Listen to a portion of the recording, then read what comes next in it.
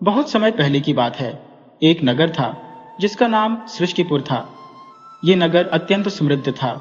हर दिशा में खुशियों का आलम था। यहाँ किसी भी प्रकार की कोई कमी नहीं थी। इस नगर में एक व्यापारी रहता था जिसका नाम धनपत राय था, और वह भी बहुत धनी था।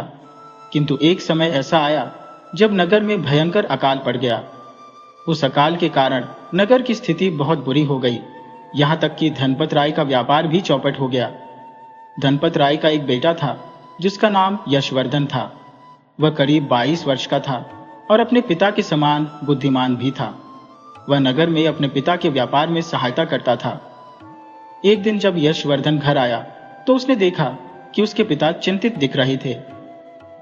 यशवर्धन ने पिता की चिंता को महसूस किया और उनके पास जाकर धीमी आवाज में पूछा, पिताजी, आज आप इतने उदास क्यों हैं? धनपत राय ने उसे समझाने की कोशिश की। नहीं बेटा, ऐसी कोई बात नहीं है। यशवर्धन ने फिर कहा, नहीं पिताजी, कोई ना कोई बात जरूर है। मुझे लग रहा है कि आप परेशान हैं। कृपया बताइए क्या हुआ है। धनपत राय कुछ कहने ही वाले थे कि तभी यशवर्धन की मां ने हस्तक्षेप किया और कहा, मैं बताती हूँ। पिछले 2 महीनों से अकाल के कारण हमारा व्यापार बुरी तरह प्रभावित हो रहा है और इसी वजह से तुम्हारे पिता चिंतित है। यशवर्धन ने आश्चर्य से कहा, क्या? लेकिन पिताजी, आपने मुझे पहले क्यों नहीं बताया? उसकी मां ने कहा, बेटा, बताने से क्या होता? अभी तुम जवान हो और तुम्हारे पिताजी बीमार रहते हैं, इसलिए वे किसी दूसरे नगर जाकर व्यापार भी नहीं कर सकते। धनपत राय ने अपनी पत्नी से कहा, मैंने तुमसे कहा था कि तुम इसे मत बताओ, लेकिन तुमने फिर भी इसे बता दिया। यशवर्धन की मां ने जवाब दिया, तो बताइए जी, मैं क्या करती? आपको इस तरह चिंतित देखकर मुझे अच्छा नहीं लगता। अब आप यशवर्धन को अपने साथ बाहर व्यापार के लिए लेकर जाइए। यशवर्धन ने आश्चर्यचकित होकर कहा, लेकिन मां, मैं? उसकी मां ने कहा, बेटा, अब तुम्हें ही बाहर का व्यापार संभालना होगा। तुम्हारे पिता अब इस काम के योग्य नहीं है। यशवर्धन ने चिंतित होकर कहा, लेकिन मां, मैंने आज तक कभी बाहर कदम नहीं रखा। मुझे बाहर की दुनिया के बारे में कुछ भी नहीं पता। मैं कैसे जाऊंगा? धनपत राय ने अपनी पत्नी से कहा, पार्वती, तुम क्या बोल रही हो? यशवर्धन अभी बहुत छोटा है, क्या वह व्यापार कर पाएगा? यशवर्धन की मां ने दृढ़ता से कहा, क्यों नहीं कर पाएगा? आपने भी तो इससे कम उम्र में व्यापार शुरू किया था और यह भी कर सकता है। क्यों बेटा, सही कह रही हूं ना मैं? यशवर्धन ने अचानक हुई इस घटना को समझने की कोशिश की। वह कभी भी घर से बाहर अपने पिता के बिना नहीं गया था और अब उसकी मां चाहती थी कि वह दूसरे नगर जाकर व्यापार करे। यशवर्धन कुछ देर तक चुप रहा। उसकी मां फिर से बोली, बोलो ना बेटा, तुम चुप क्यों हो? अब तुम्हारे पिता के कंधों से बोझ उठाने का वक्त आ गया है। तुम्हें अपनी जिम्मेदारियों को समझना होगा। मां, पर मैं कैसे? यशवर्धन ने चिंतित स्वर में कहा। उसकी मां ने तुरंत उत्तर दिया, तुम क्यों नहीं जा सकते? क्या कमी है तुम में? बुद्धिमान हो, समझदार हो, जवान हो, सब कुछ है तुम्हारे पास। धनपत राय, जो अब तक चुप थे, बोले, तुम क्या कह रही हो? अभी यह बहुत छोटा है, इसे दुनियादारी की समझ कहां है?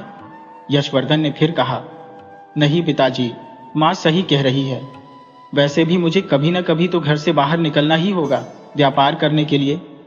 धनपत राय ने चिंता भरे स्वर में कहा, पर बेटा, तुम अकेले कैसे जा पाओगे? यशवर्धन ने जवाब दिया, पिताजी, मुझे अकेला जाने की क्या जरूरत है? मैं अपने दोस्त श्री दत्त को साथ ले जाऊंगा। धनपत राय ने संदेह भरे स्वर में कहा, लेकिन बेटा, वह तो ब्राह्मण का पुत्र है, वह भला तुम्हारे साथ क्यों जाएगा? यशवर्धन ने आत्मविश्वास से कहा, पिताजी, वो सब आप मुझ पर छोड़ दीजिए, मैं उसे मना लूंगा। इतना कहकर यशवर्धन अपने मित्र श्री दत्त के घर की ओर चल पड़ा। श्री दत्त यशवर्धन का बचपन का घनिष्ठ मित्र था। उसका परिवार अत्यंत गरीब था और पिता का निधन हो चुका था। हाल ही में श्री दत्त की शादी हुई थी। यशवर्धन ने सारी बातें उसे बताई और साथ चलने का अनुरोध किया। श्री दत्त ने अचंभित होकर कहा, नहीं दोस्त, मैं तुम्हारे साथ नहीं जा सकता। यशवर्धन ने हैरान होकर पूछा, क्यों नहीं जा सकते? श्री दत्त ने मुस्कुराते हुए कहा, यह भी कोई पूछने वाली बात हुई भला?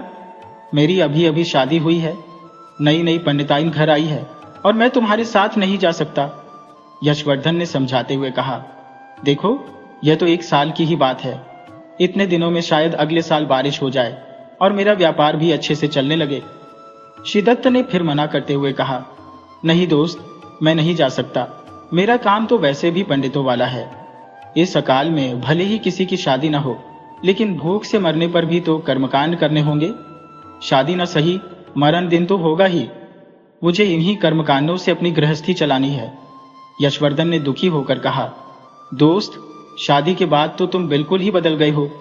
मैंने तो सोचा था कि तुम सच्चे दोस्त हो, लेकिन तुम तो स्वार्थी निकले। शिदत्त ने गंभीरता से कहा, देख भाई, जब तेरी भी नई नई शादी होगी तो तू भी ऐसा ही करेगा। इंसान इस दुनिया में अकेला आता है और अकेला ही जाता है। कोई दोस्त या दुश्मन उसके साथ नहीं जाता। यशवर्धन ने निराशा भरे स्वर में कहा, मैं तुम्हारी इन दार्शनिक बातों को सुनने नहीं आया हूं। अगर तुम मेरे साथ चलोगे तो मैं तुम्हें अपने मुनाफे में 10% का हिस्सा दूंगा। शिदत्त ने खुश होकर कहा, क्या सच में दोगे? यशवर्धन ने विश्वास दिलाते हुए कहा, हाँ, सच में दूंगा, लेकिन अगर तुम साथ चलोगे तभी, वरना नहीं। शिदत्त ने सहमति में सिर हिलाया। ठीक है, यशवर्धन ने मुस्कुराते हुए कहा, तो पक्का हो गया, पर कल ही हमें निकलना होगा। ठीक है, शिदत्त ने हामी भरी। ठीक है। यशवर्धन ने अपने दोस्त शिदत्त को साथ चलने के लिए मना लिया, लेकिन जैसे ही शिदत्त ने अपनी पत्नी को ये बातें बताई, वह नाराज हो गई। लेकिन उसने किसी तरह अपनी पत्नी को मना लिया और अगली सुबह ही यात्रा की तैयारी करने लगे। यात्रा पर निकलने से पहले शिदत्त ने यशवर्धन के सामने 3 शर्तें रख दी। अगले ही दिन यशवर्धन अपने मित्र शिदत्त को साथ लेकर यात्रा पर निकलने की तैयारी में था। उसने रास्ते के लिए खाने पीने का सामान और अन्य आवश्यक चीजें एक बड़ी थैली में रख ली। इसके अलावा उसके पिता ने उसे व्यापार के लिए 4 स्वर्ण मुद्राएं भी दी, ताकि दूसरे नगर में व्यापार करने में उसे कोई कठिनाई न हो। थोड़ी ही देर में यशवर्धन शिदत्त के घर पहुंच गया और बाहर से आवाज दी, शिदत्त, जल्दी बाहर आओ, अगर देर करोगे तो दोपहर हो जाएगी। शिदत्त ने घर के अंदर से उत्तर दिया, बस तैयार हो रहा हूं, लेकिन चलने से पहले मेरी 3 शर्तें हैं। यशवर्धन ने हैरानी से पूछा, किस तरह की शर्तें? तुम कहना क्या चाहते हो दोस्त? शिदत्त बाहर आते हुए बोला, पहली शर्त यह है कि यात्रा के दौरान तुम मुझसे कोई बातचीत नहीं करोगे। यशवर्धन ने आश्चर्यचकित होकर कहा, क्या? ये क्या बात हुई शिदत्ता? बिना बातचीत के सफर करना बेहद मुश्किल हो जाएगा। उसे शिदत्त की बातों का कोई सिरा नहीं पकड़ आ रहा था। शिदत्त ने स्पष्ट करते हुए कहा, देखो दोस्त, मुझे सफर के दौरान चुप रहना पसंद है। अगर ये शर्त मंजूर है तो मैं दूसरी शर्त बताऊं। यशवर्धन ने अधीरता से कहा, ठीक है, बताओ दूसरी शर्त क्या है? शिदत्त ने कहा, दूसरी शर्त यह है कि बाहर व्यापार करने के बाद जब हम वापस घर आएंगे तो तुम अपना खाना खुद बनाओगे, मैं खाना नहीं बनाऊंगा। यशवर्धन ने घबराते हुए कहा, क्या? पर मुझे खाना बनाना आता ही नहीं है। शिदत्त मुस्कुराते हुए बोला, तो सीख लो। यह शर्त मंजूर है या नहीं? यशवर्धन ने अनिच्छा से कहा, ठीक है, मंजूर है। शिदत्त ने हंसते हुए कहा, अब तीसरी शर्त यह है कि मेरी हर बात माननी होगी। यशवर्धन ने उलझन में पूछा, मतलब? शिदत्त ने समझाया, मतलब ये कि जो काम मैं कहूंगा वो करना होगा। मुझे बड़े भाई की तरह मानना होगा और कभी कभी मेरे पैर भी दबाने होंगे। यशवर्धन ने ताज्जुब से कहा, अरे, मैं ये नहीं कर सकता, मैं किसी के पैर नहीं दबा सकता। शिदत्त ने थोड़ी सख्ती से कहा, अगर नहीं दबा सकते तो फिर मैं नहीं जाऊंगा। यशवर्धन ने आखिरकार हार मानते हुए कहा, ठीक है, दबा दूंगा। शिदत्त ने खुशी से कहा, तो चलो अब निकलते हैं। उसने अपनी पत्नी को अलविदा कहा और अपनी मां के पैर छुए। फिर दोनों दोस्त यात्रा पर निकल पड़े। दोनों बिना कोई बात किए साथ चलते जा रहे थे। यशवर्धन का शरीर थोड़ा भारी था, जिससे उसे चलने में कठिनाई हो रही थी। दूसरी ओर शिदत्त का शरीर पतला और मजबूत था और उसे पैदल चलने की आदत भी थी। कुछ ही दूर चले होंगे कि यशवर्धन ने थकान से चूर होकर कहा, दोस्त, जरा आराम कर ले, मैं बहुत थक गया हूं। शिदत्त ने कहा, नहीं दोस्त, हम रुक नहीं सकते। थोड़ी देर में दोपहर होने वाली है, तब रुकेंगे। अभी रुकने का कोई फायदा नहीं। यशवर्धन ने निराशा से कहा, दोस्त, मैं सच में बहुत थक चुका हूं, जरा सा आराम कर लेते हैं। श्रीदत्त ने उसे याद दिलाते हुए कहा, याद है मैंने क्या कहा था? तुम्हें मेरी हर बात माननी होगी। अगर नहीं मानी तो मैं अभी वापस चला जाऊंगा। यशवर्धन ने भारी मन से कहा, ठीक है, जैसा तुम कहो।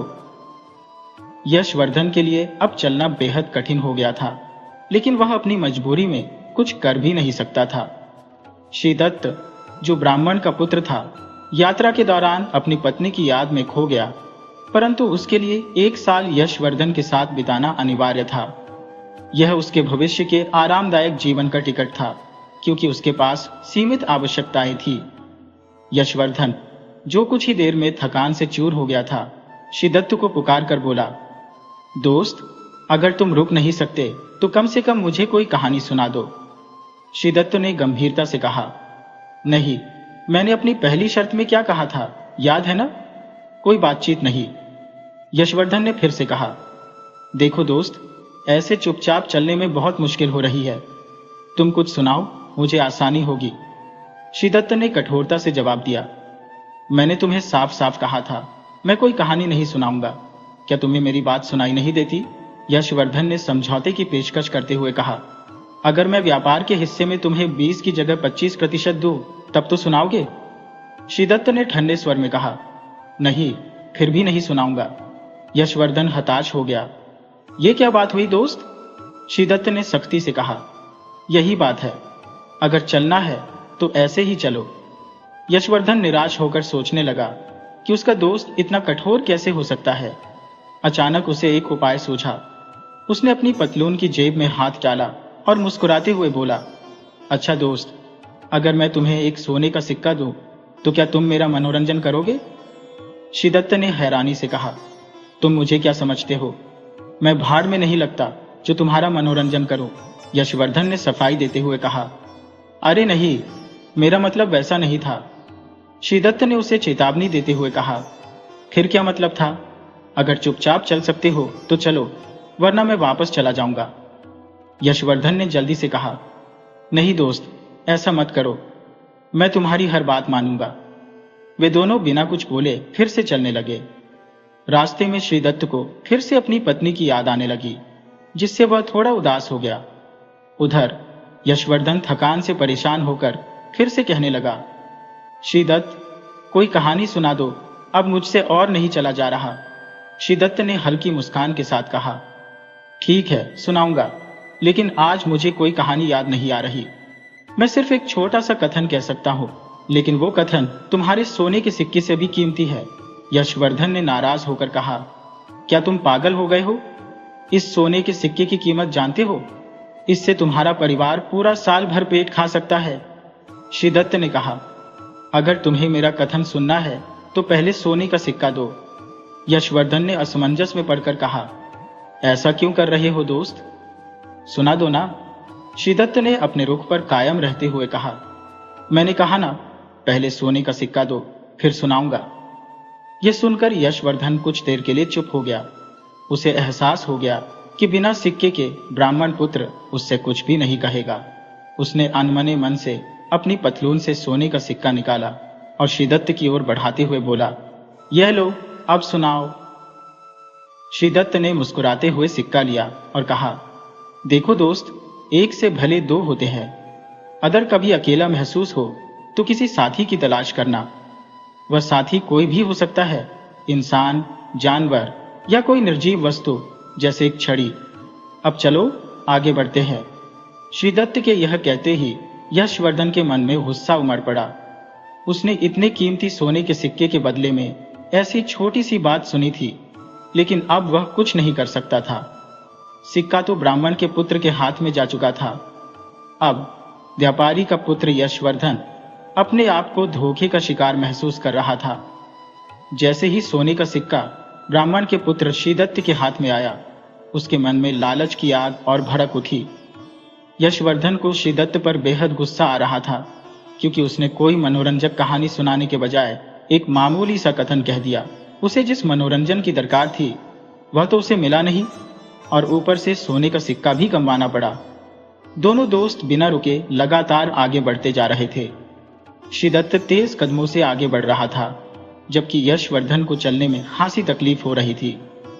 कुछ दूर और चलने के बाद यशवर्धन ने एक बार फिर से कहा, दोस्त, कोई कहानी सुना दो, सफर आसानी से कट जाएगा। श्रीदत्त ने शांत स्वर में जवाब दिया, मैंने पहले ही कहा था, मेरे पास केवल कुछ कथन है जो कि कहानी से भी ज्यादा अनमोल है और तुम्हारे जीवन में काम आएंगे। अगर तुम चाहो तो मैं एक और सुनाऊं। यशवर्धन ने थोड़ी झुंझलाहट में कहा, सुनाओ यार। श्रीदत्त ने निस्वार्थ मुस्कान के साथ कहा, हाँ क्यों नहीं, लेकिन बदले में एक और सोने का सिक्का लगेगा। अगर मंजूर है तो बोलो। यशवर्धन बोला, नहीं नहीं, मुझे मंजूर नहीं है। श्रीदत्त ने कहा, ठीक है, अगर मंजूर नहीं है तो चलो ऐसे ही। यशवर्धन के मन में खींच उठी, परंतु उसने खुद को संभालते हुए आगे बढ़ने का फैसला किया। वह फिर बोला, दोस्त, तुम बहुत तकलीफ दे रहे हो, एक किस्सा सुना दो ना। श्रीदत्त ने कहा, देखो दोस्त, मैं एक गरीब आदमी हूं। जब अकाल पड़ता है तो क्या तुम्हारे पिताजी धान का वही मूल्य रखते हैं जो बारिश वाले साल में रखते हैं? यशवर्धन ने चौंक कर कहा, यह क्या बात हुई? तुम्हारी कहानी का हमारे व्यवसाय से क्या लेना देना है? श्रीदत्त ने समझाया, देखो दोस्त, जब तुम्हारे पिताजी अकाल वाले साल धान का मूल्य कम नहीं करते तो फिर मैं अपने कथनों का मूल्य कम क्यों करूं?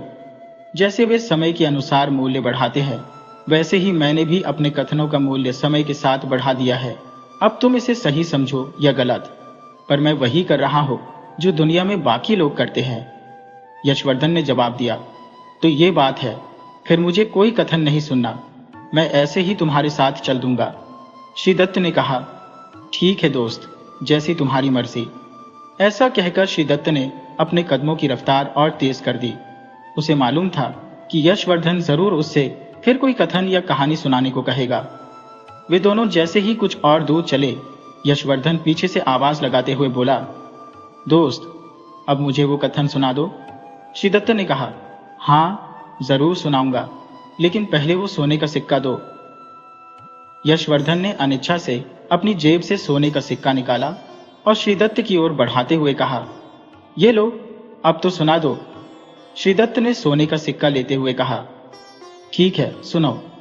जब तुम किसी अजनबी के घर मेहमान बनकर जाओ और वहां शाम का खाना परोसा जाए तो पहला निवाला खाने से पहले किसी कुत्ते या बिल्ली को खिला देना। यशवर्धन ने हैरानी से पूछा, ऐसा क्यों? श्रीदत्त ने कहा, शास्त्रों में कहा गया है कि पहला निवाला खुद खाने से पहले किसी जीव को खिलाना चाहिए, इससे पुण्य मिलता है। यशवर्धन ने खींचते हुए कहा, और तुमने इस बात के लिए मुझसे एक सोने का सिक्का ले लिया? श्रीदत्त ने गंभीरता से कहा, यशवर्धन, इस बात को भूलना मत। अभी यह बात तुम्हें छोटी लग रही है, लेकिन आगे चलकर शायद तुम्हारे काम आ जाए। चलो अब आगे बढ़ते हैं। यशवर्धन के मन में श्रीदत्त के प्रति गुस्सा उबल रहा था, पर वह कुछ कर नहीं सकता था। 2 बार वह पहले ही धोखा खा चुका था। थोड़ी दूर और बढ़ने के बाद यशवर्धन ने श्रीदत्त को फिर आवाज लगाते हुए कहा, दोस्त, अब मैं थक गया हूं, दोपहर भी होने वाली है, क्या हम थोड़ी देर के लिए रुक सकते हैं? श्रीदत्त ने दृढ़ता से कहा, नहीं दोस्त, हमें इस जंगल को पार करना है। रास्ते में एक घना जंगल आएगा जहां बहुत सारे जंगली जानवर रहते हैं। अगर हमने दिन में उस जंगल को पार नहीं किया तो हम मारे जा सकते हैं, इसीलिए हम रुक नहीं सकते।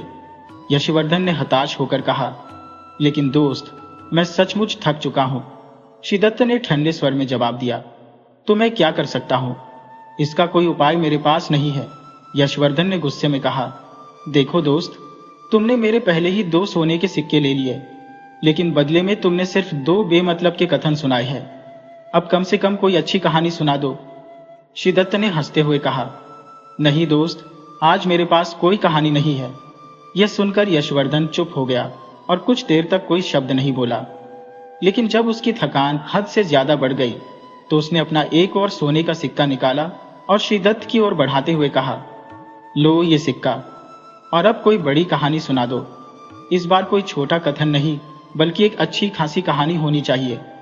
श्रीदत्त ने कहा, ठीक है, सुनो। हालांकि ये बड़ी या छोटी मैं नहीं जानता, लेकिन ये तुम्हारे बहुत काम आएगी। यशवर्धन ने कहा, ठीक है दोस्त, लेकिन सुनाओ तो सही।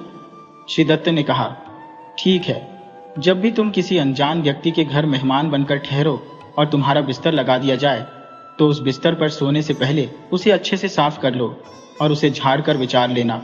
यशवर्धन ने पूछा, ऐसा क्यों? श्रीदत्त ने उत्तर दिया, क्योंकि जो तुम्हारा बिस्तर लगाएगा, हो सकता है कि वो गलती से कोई सुई या कांटा वहां छोड़ दे जो तुम्हें चोट पहुंचा सकता है। इसलिए बेहतर होगा कि तुम उसे खुद ही झाड़ कर बिछा लो। अब चलो आगे बढ़ते हैं। यशवर्धन ने निराश स्वर में कहा, बस इतनी सी बात थी? श्रीदत्त ने कहा, हाँ, मैंने पहले ही कहा था कि मुझे कहानियां नहीं आती। चलो अब आगे बढ़ते हैं। श्रीदत्त ने यशवर्धन को एक और छोटा सा कथन सुना दिया जो उसके किसी काम का नहीं था। यशवर्धन निराश होकर उसके साथ चलते रहा। धीरे धीरे जब वे कुछ और दूर पहुंचे तो यशवर्धन की थकान और भी ज्यादा बढ़ गई। उसके कदम लड़खड़ाने लगे। वह कुछ ही कदम और चला कि उसने श्रीदत्त को पीछे से आवाज दी, रुको दोस्त, अब मैं बहुत थक गया हूं, थोड़ी देर के लिए रुक जाओ। श्रीदत्त ने दृढ़ता से कहा, दोस्त, मैंने पहले ही कहा था कि हम रुक नहीं सकते। यशवर्धन ने फिर से कहा, ठीक है, तो कोई कहानी सुना दो। श्रीदत्त ने उत्तर दिया, कहानी नहीं, कथन सुना दूंगा। अगर सुनना है तो बोलो, लेकिन बदले में सोने का सिक्का देना होगा। यशवर्धन ने मना करते हुए कहा, नहीं, अब मेरे पास सिर्फ एक ही सोने का सिक्का बचा है। अगर वो भी दे दिया तो मैं व्यापार कैसे करूंगा? श्रीदत्त ने मुस्कुराते हुए कहा, ठीक है, आगे बढ़ते हैं। श्रीदत्त ने आगे बढ़ते हुए अपने चेहरे पर एक स्वार्थी मुस्कुराहट बिखेरी, क्योंकि उसे पता था कि यशवर्धन जरूर उससे कहानी सुनाने को कहेगा। जैसे ही वे कुछ कदम और चले, यशवर्धन ने श्रीदत्त को फिर से आवाज दी, ठीक है दोस्त, मुझे वो कथन सुना दो। यशवर्धन ने कहा, यह सिक्का मैं बाद में दे दूंगा, अभी तो कोई कथन या कहानी सुना दो। श्रीदत्त ने दृढ़ता से कहा, नहीं दोस्त, पहले सिक्का दो, उसके बाद ही सुनाऊंगा, वरना नहीं। यशवर्धन ने निराश स्वर में कहा, अच्छा, तो तुम्हें मुझ पर इतना भी भरोसा नहीं है? श्रीदत्त ने जवाब दिया, नहीं, ये दोस्ती की बात नहीं है, ये पेट और रोजी रोटी की बात है। अगर घोड़ा घास से दोस्ती करेगा तो खाएगा क्या? यह सुनकर यशवर्धन दुखी हो गया। उसने अनिच्छा से सोने का सिक्का निकाला और बेमन से श्रीदत्त को देते हुए कहा, ये लो और अब सुना दो। श्रीदत्त ने सिक्का अपनी जेब में डाल लिया। अब यशवर्धन के पास कोई सोने का सिक्का नहीं बचा था और उसके चेहरे पर एक गजब की मुस्कान थी। श्रीदत्त ने मुस्कुराते हुए कहा, ठीक है, सुनो, जब भी तुम्हें लगे कि तुम चारों ओर से मुसीबतों में घिर गए हो, तब हार मत मानना। उन परेशानियों से लड़ते रहना, क्योंकि समय बहुत बलवान होता है। क्या पता जो आज तुम्हारा दुश्मन है वो वक्त आने पर तुम्हारा दोस्त बन जाए। इसलिए हर इंसान को बिना हार माने कोशिश करनी चाहिए और जीतने का प्रयास करना चाहिए। इस दुनिया में कोई तुम्हारा सच्चा दोस्त या दुश्मन नहीं है, ये सब तुम्हारे व्यवहार पर निर्भर करता है। अगर तुमने मुश्किल वक्त में भी अपना आत्मविश्वास और हिम्मत बनाए रखी तो तुम जरूर कामयाब हो जाओगे।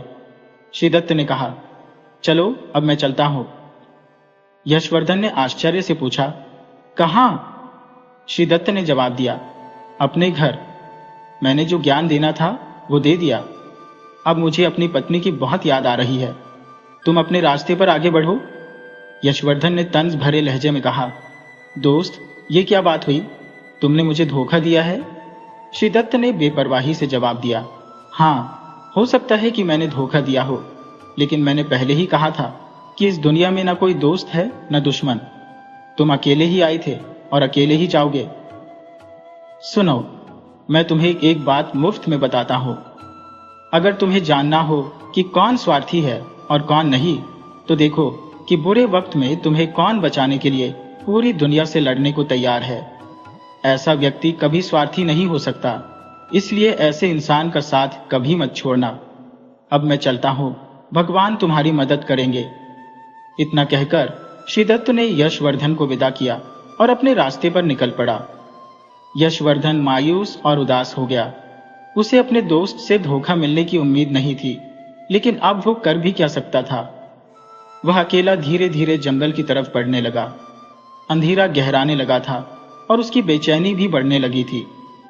उसे जल्दी से जल्दी उस जंगल को पार करना था, लेकिन थकान उसके शरीर पर हावी हो चुकी थी।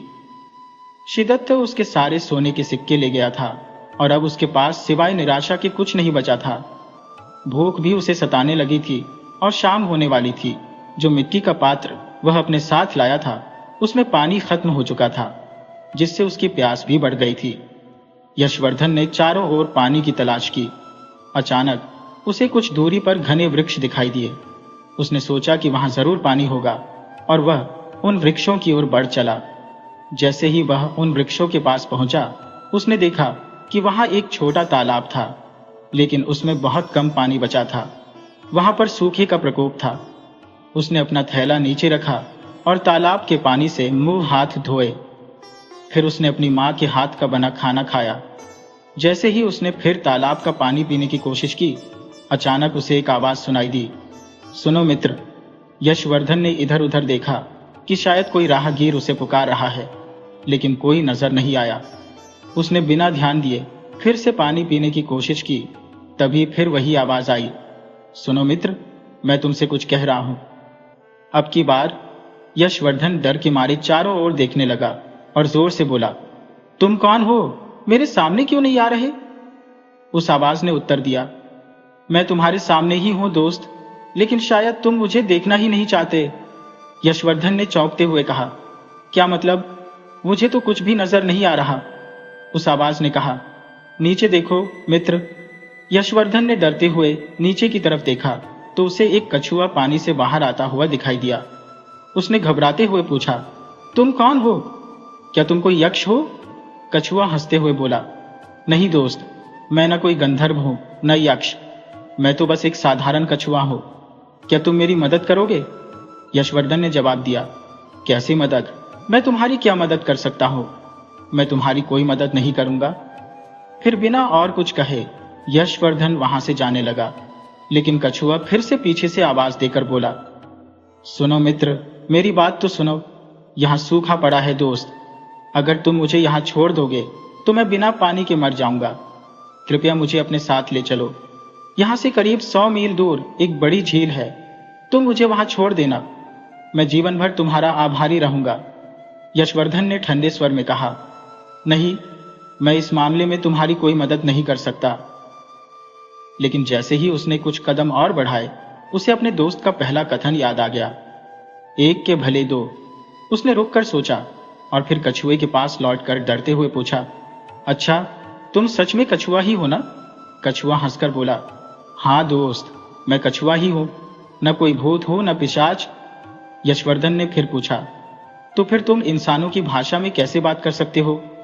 कछुआ बोला, वह सब मैं तुम्हें रास्ते में बताऊंगा, लेकिन क्या तुम मुझे उस झील तक छोड़ दोगे? यशवर्धन ने कहा, ठीक है, छोड़ दूंगा, लेकिन वादा करो तुम मुझे धोखा नहीं दोगे। कछुआ बोला, अरे मित्र, मैंने तुम्हें अपना सच्चा साथी माना है, अगर तुम मुझे मौत से बचा रहे हो तो भला मैं तुम्हें धोखा क्यों दूंगा? यशवर्धन ने थोड़ा सकपकाते हुए कहा, ठीक है, लेकिन तुम मेरे साथ कैसे चलोगे? कछुआ बोला, इसमें कैसे का क्या मतलब? मुझे इस थैली में डाल लो और उसे अपने कंधे पर टांग लो। यशवर्धन ने उसकी बात मानते हुए कछुए को उठाया और उसे थैली में डाल दिया। फिर उसने अपने साथ लाए मिट्टी के पात्र में पानी भरा, ताकि जब भी रास्ते में प्यास लगे तो वह पानी पी सके। इसके बाद वह कछुए के साथ अपनी मंजिल की ओर बढ़ने लगा। धीरे धीरे सूरज ढल रहा था, लेकिन यशवर्धन अब तक जंगल से बाहर नहीं निकला था। इस कारण वह बेचैन हो रहा था और उसने धीरे से कछुए से पूछा, अच्छा, तुमने यह तो बताया ही नहीं कि तुम इंसानों की भाषा कैसे बोल लेते हो? कछुआ मुस्कुराते हुए बोला, यह तो एक वरदान है। यशवर्धन ने उत्सुकता से पूछा, मतलब? कछुआ बोला, करीब 5000 वर्ष पहले एक देवता ने इस तालाब में एक गरीब ब्राह्मण का रूप धारण किया और हमारे पूर्वजों की सेवा से प्रसन्न होकर हमें यह वरदान दिया कि हम इंसानी भाषा बोल सकें और राहगीरों का मार्गदर्शन कर सकें। यशवर्धन ने हंसते हुए कहा, ओह, तो यह बात है, तुमने मुझे एकदम से डरा ही दिया था। कछुआ भी हंसते हुए बोला, कोई बात नहीं मित्र, अब तो तुम नहीं डर रहे हो, है ना? यशवर्धन ने मजाकिया लहजे में कहा, अब किस बात का डर? अगर तुमने ज्यादा बकवास की तो मैं तुम्हारी गर्दन मरोड़ दूंगा। कछुआ ने हंसते हुए कहा, दोस्तों में ऐसा नहीं होता। यशवर्धन ने उसे चिढ़ाते हुए कहा, क्यों नहीं हो सकता? कछुआ बोला, क्योंकि मैं अपनी गर्दन अंदर छुपा लूंगा। दोनों हंसने लगे। फिर यशवर्धन ने कहा, अगर मैंने तुम्हें साथ नहीं लिया होता तो तुम 1 महीने में स्वर्ग सिधार जाते। अब बताओ कौन सा रास्ता सबसे सुरक्षित है, वरना मैं यहां मारा जाऊंगा। कछुआ बोला, हाँ बताता हूं। यशवर्धन कछुए के बताए हुए रास्ते पर आगे बढ़ रहा था। दोनों काफी दूर तक आ गए थे और अब सूरज डूबने ही वाला था। कछुआ और यशवर्धन दोनों ही चिंतित हो रहे थे, क्योंकि अब तक उन्होंने जंगल पार नहीं किया था। जिस जगह वे थे वहां जंगली जानवरों की आवाजें सुनाई दे रही थी। यशवर्धन कछुए के साथ बातें करते हुए आगे बढ़ता जा रहा था। तभी उसे किसी चीते की दहाड़ सुनाई दी और डर के मारे यशवर्धन के पैर जैसे जमीन से चिपक गए हो। उसका हाल बुरा हो गया था। कुछ ही पल में वह चीता उसकी आंखों के सामने था। यशवर्धन का दिल दहशत से धड़कने लगा, क्योंकि आज चीते को उसका शिकार मिल गया था। कछुआ तुरंत बोला, मित्र, अब जैसा मैं कहूं वैसा ही करो। यशवर्धन ने घबराते हुए कहा, क्या करूं? कछुआ बोला, जल्दी से मुझे इस चीते की तरफ फेंक दो और दौड़कर उस पेड़ पर चढ़ जाओ। यशवर्धन ने विरोध किया, नहीं, मैं तुम्हें इस जानवर के सामने नहीं फेंक सकता, वह तुम्हें खा जाएगा। कछुआ बोला, मित्र, अब बहस करने का वक्त नहीं है। वह किसी भी पल तुम पर हमला कर सकता है। जल्दी से कदम उठाओ, वरना जान से हाथ धो बैठोगे। यशवर्धन ने हिचकते हुए कहा, लेकिन मैं तुम्हें इस तरह से कैसे फेंक सकता हूं? कछुआ बोला, इसकी चिंता मत करो, तुम बस मुझे फेंक दो। देखो वहां आ रहा है तुम्हारी तरफ, उधर। चीता यशवर्धन की ओर तेजी से बढ़ रहा था। यशवर्धन ने डर के मारे पहले पेड़ की ओर देखा और फिर कछुए की ओर। वह कुछ समझ नहीं पा रहा था। तभी चीता तेजी से उसकी ओर दौड़ा। कछुए के कहे अनुसार यशवर्धन ने उसे चीते की तरफ फेंक दिया और खुद दौड़कर पेड़ पर चढ़ गया। चीता तेजी से कछुए की ओर बढ़ा और जैसे ही उसे खाने के लिए अपना मुंह खोला, कछुआ ने अपने मुंह और पैरों को अपने खोल के अंदर कर लिया। कछुए का खोल इतना मजबूत था कि चीता उसे तोड़ नहीं सका। उसने उसे पलटने की भी कोशिश की, लेकिन वह इसमें भी असफल रहा। कई देर की कड़ी मेहनत के बावजूद वह शिकारी चीता कछुए को खा नहीं सका। निराश होकर उसने वहां से रुखसत कर लिया। व्यापारी का पुत्र पेड़ से नीचे उतर आया। उसने कछुए को आवाज दी और उसे उठाकर अपने सीने से लगा लिया। आंसुओं से भरी आंखों से उसने कहा, मित्र, आज अगर तुम नहीं होते तो मैं मर ही जाता। कछुआ मुस्कुराते हुए बोला, अच्छा मित्र, अगर तुम इस जंगल में नहीं आते तो मैं भी उस तालाब में भूख और प्यास से तड़प कर मर जाता। यशवर्धन ने हंसते हुए कहा, तो तुम मेरी जान बचाने का श्रेय नहीं लोगे? कछुए ने विनम्रता से कहा, कैसे ले लूं? वैसे भी मित्र शब्द का अर्थ ही तो देने वाला होता है। चलो अब जल्दी करो, नहीं तो कोई और मुसीबत आ जाएगी। कछुए की बात पर दोनों जोर से हंसने लगे और वे घने पेड़ों के बीच से होते हुए आगे बढ़े। जल्द ही अंधेरा छा गया, इसलिए उन्होंने बरगद के पेड़ के ऊपर रुकना बेहतर समझा। अगले दिन सुबह जल्दी उठकर वे पूरे दिन बातचीत करते हुए चलते रहे। शाम होते होते वे उस झील के किनारे पहुंच गए जहां कछुए को ठहरना था। चारों ओर हरियाली फैली हुई थी और बारिश भी जमकर हो रही थी। वह स्थान बेहद समृद्ध दिख रहा था। झील बहुत ही सुंदर थी और उसमें कमल के फूल खिले हुए थे। व्यापारी के पुत्र ने उदासी भरे मन से कछुए को नीचे उतारते हुए कहा, चलो मित्र, अब तुम यहीं रह सकते हो, मुझे अब आगे जाना होगा। कछुए ने भी उदास होकर कहा, यह तो मुझे पता था दोस्त कि अब हमें अलग होना पड़ेगा, लेकिन मैं तुम्हें कुछ देना चाहता हूं। यशवर्धन ने पूछा, क्या? कछुआ बोला, इसके लिए थोड़ा इंतजार करना होगा। तुम थोड़ी देर विश्राम करो, मैं तुम्हारे लिए कुछ लेकर आता हूं। यशवर्धन ने सहमति में सिर हिलाया। कछुआ झील के भीतर चला गया और जब यशवर्धन थोड़ा विश्राम कर चुका था, तब कछुआ झील के अंदर से बाहर आया। उसके मुंह में कुछ सफेद चमकदार वस्तुएं थी। जब व्यापारी का पुत्र कछुए के पास पहुंचा तो कछुए ने मुंह खोलकर बाहर 5 मोती उगले। यशवर्धन ने आश्चर्य से उन मोतियों को देखा। कछुआ बोला, क्या हुआ मित्र? ये मोती है जो तुम्हारे 4 सोने की मोहरों से भी अधिक कीमती है। तुम इनकी मदद से व्यापार कर सकोगे? यशवर्धन ने चिंता जताते हुए कहा। लेकिन इन्हें सुरक्षित कैसे रखूं? कछुआ बोला, यहाँ से 5 किलोमीटर दूर एक गांव है। वह गांव सभ्य लोगों का नहीं है, लेकिन वही एक ठग का घर है। गांव के भीतर या बाहर कहीं भी तुम्हें यह ठग मिल सकता है।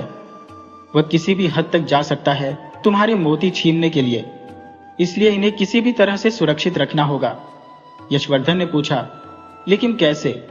कछुआ सुझाव देते हुए बोला, एक काम करो, अपनी जगह पर एक चीरा लगा लो और इन मोतियों को भीतर रखकर पट्टी बांध लो। यशवर्धन ने कछुए की बात मानते हुए अपनी जगह पर चीरा लगाया। थोड़ा रक्त भी बहा, लेकिन किसी भी तरह उस ठग परिवार से बचना जरूरी था। इसके बाद यशवर्धन ने कछुए को अलविदा कहा और उसकी आगे की यात्रा के लिए शुभकामनाएं दी। कछुए ने उसे यह भी बताया कि यदि वह उस गांव से सकुशल निकल जाए तो आगे एक सुरक्षित जगह मिल जाएगी जहां वह आसानी से रह सकेगा। यशवर्धन ने कछुए की सभी बातें ध्यान से सुनी और गांठ बांध ली। रास्ते में चलते चलते उसे अपने ब्राह्मण मित्र का पहला कथन याद आया, एक से भले दो। आज यह बात सच साबित हो गई थी।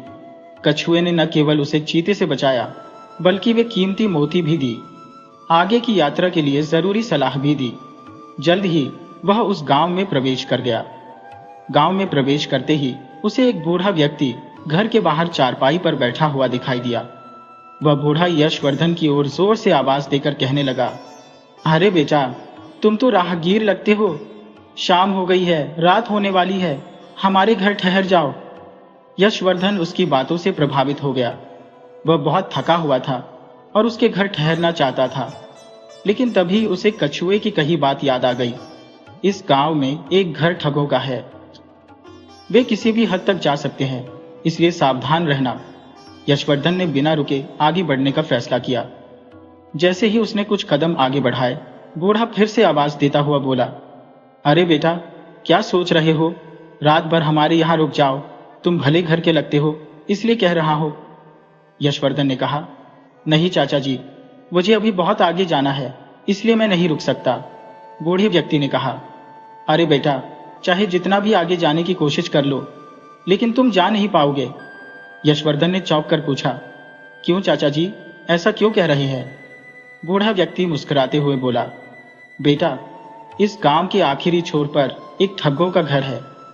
वो इस राज्य के मशहूर ठग हैं और किसी भी राहगीर को नहीं छोड़ते। फिर उसने सलाह दी, तुम्हारे लिए सबसे बेहतर यही होगा कि रात भर हमारे यहाँ ठहर जाओ। जैसे ही सुबह होगी, मैं तुम्हें घोड़े पर बिठाकर गांव के बाहर तक छोड़ दूंगा। यशवर्धन ने संकोच करते हुए कहा, पर चाचा जी। इस पर बूढ़ा व्यक्ति बोला, पर कुछ नहीं बेटा, मेरी बात मानो, रात भर यहीं ठहर जाओ। तुम मुझे भोले भाले लड़के लगते हो, इसलिए कह रहा हूं, वरना मैं अपने घर में किसी को ठहरने नहीं देता हूं। मेरी 2 जवान बेटियां हैं, इसलिए मैं अनजान लोगों को घर में नहीं रोकता। लेकिन तुम अच्छे इंसान लगते हो, इसलिए कह रहा हूं। यशवर्धन को वह व्यक्ति बहुत भला लगा, इसलिए मुस्कुराते हुए बोला, ठीक है चाचा जी, आप जब इतना कह रहे हैं तो रुक जाता हूं। बूढ़ा व्यक्ति खुश होकर बोला, अरे वाह, ये हुई ना बात, चलो आओ बेटा, अंदर आओ। फिर वह यशवर्धन को अपने साधारण से घर के अंदर ले गया। घर के अंदर जाते ही यशवर्धन की नजर एक लड़की पर पड़ी जो लगभग 30 साल की होगी। उसके बाल बिखरे हुए थे और कपड़े भी मैले कुचैले थे। ऐसा लग रहा था कि वह परिवार काफी गरीब है। वह लड़की एक चारपाई लेकर आई और यशवर्धन के लिए उसे लगा दिया। बूढ़ा व्यक्ति हंसते हुए बोला, ये मेरी बड़ी बेटी है, अनंत प्रिया। 30 साल की हो चुकी है बेटा, लेकिन अब तक उसकी शादी नहीं हो पाई है।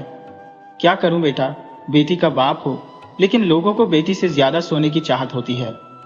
यशवर्धन उस लड़की को देखकर उदास हो गया। लड़की कुछ देर बाद यशवर्धन के लिए पानी का गिलास लेकर आई। पानी पीने के बाद यशवर्धन ने धीरे से पूछा, चाचा जी, आप तो कह रहे थे आपकी 2 बेटियां हैं, छोटी वाली कहाँ है? बूढ़ा व्यक्ति बोला, वह आज शाम रामलीला के नाटक के लिए तैयार हो रही है। यशवर्धन ने पूछा, मतलब? बूढ़ा व्यक्ति हंसते हुए बोला, मतलब यह कि मेरी छोटी बेटी गांव की रामलीला में सीता का किरदार निभाती है, तो वह उसकी तैयारी कर रही है, इसीलिए वह ज्यादा बातचीत नहीं करती। तुम एक काम करो, पहले जाओ और स्नान कराओ। तब तक मेरी बेटी हमारे लिए खाना बना लेगी। यशवर्धन ने सहमति जताते हुए कहा। ठीक है चाचा जी। बूढ़ा व्यक्ति यशवर्धन के लिए स्नान घर में पानी रखवा देता है और अपना तौलिया भी दे देता है। यशवर्धन अपने कपड़े निकालकर स्नान घर में नहाने चला जाता है। स्नान करके वह वापस आकर चारपाई पर आराम से बैठ जाता है।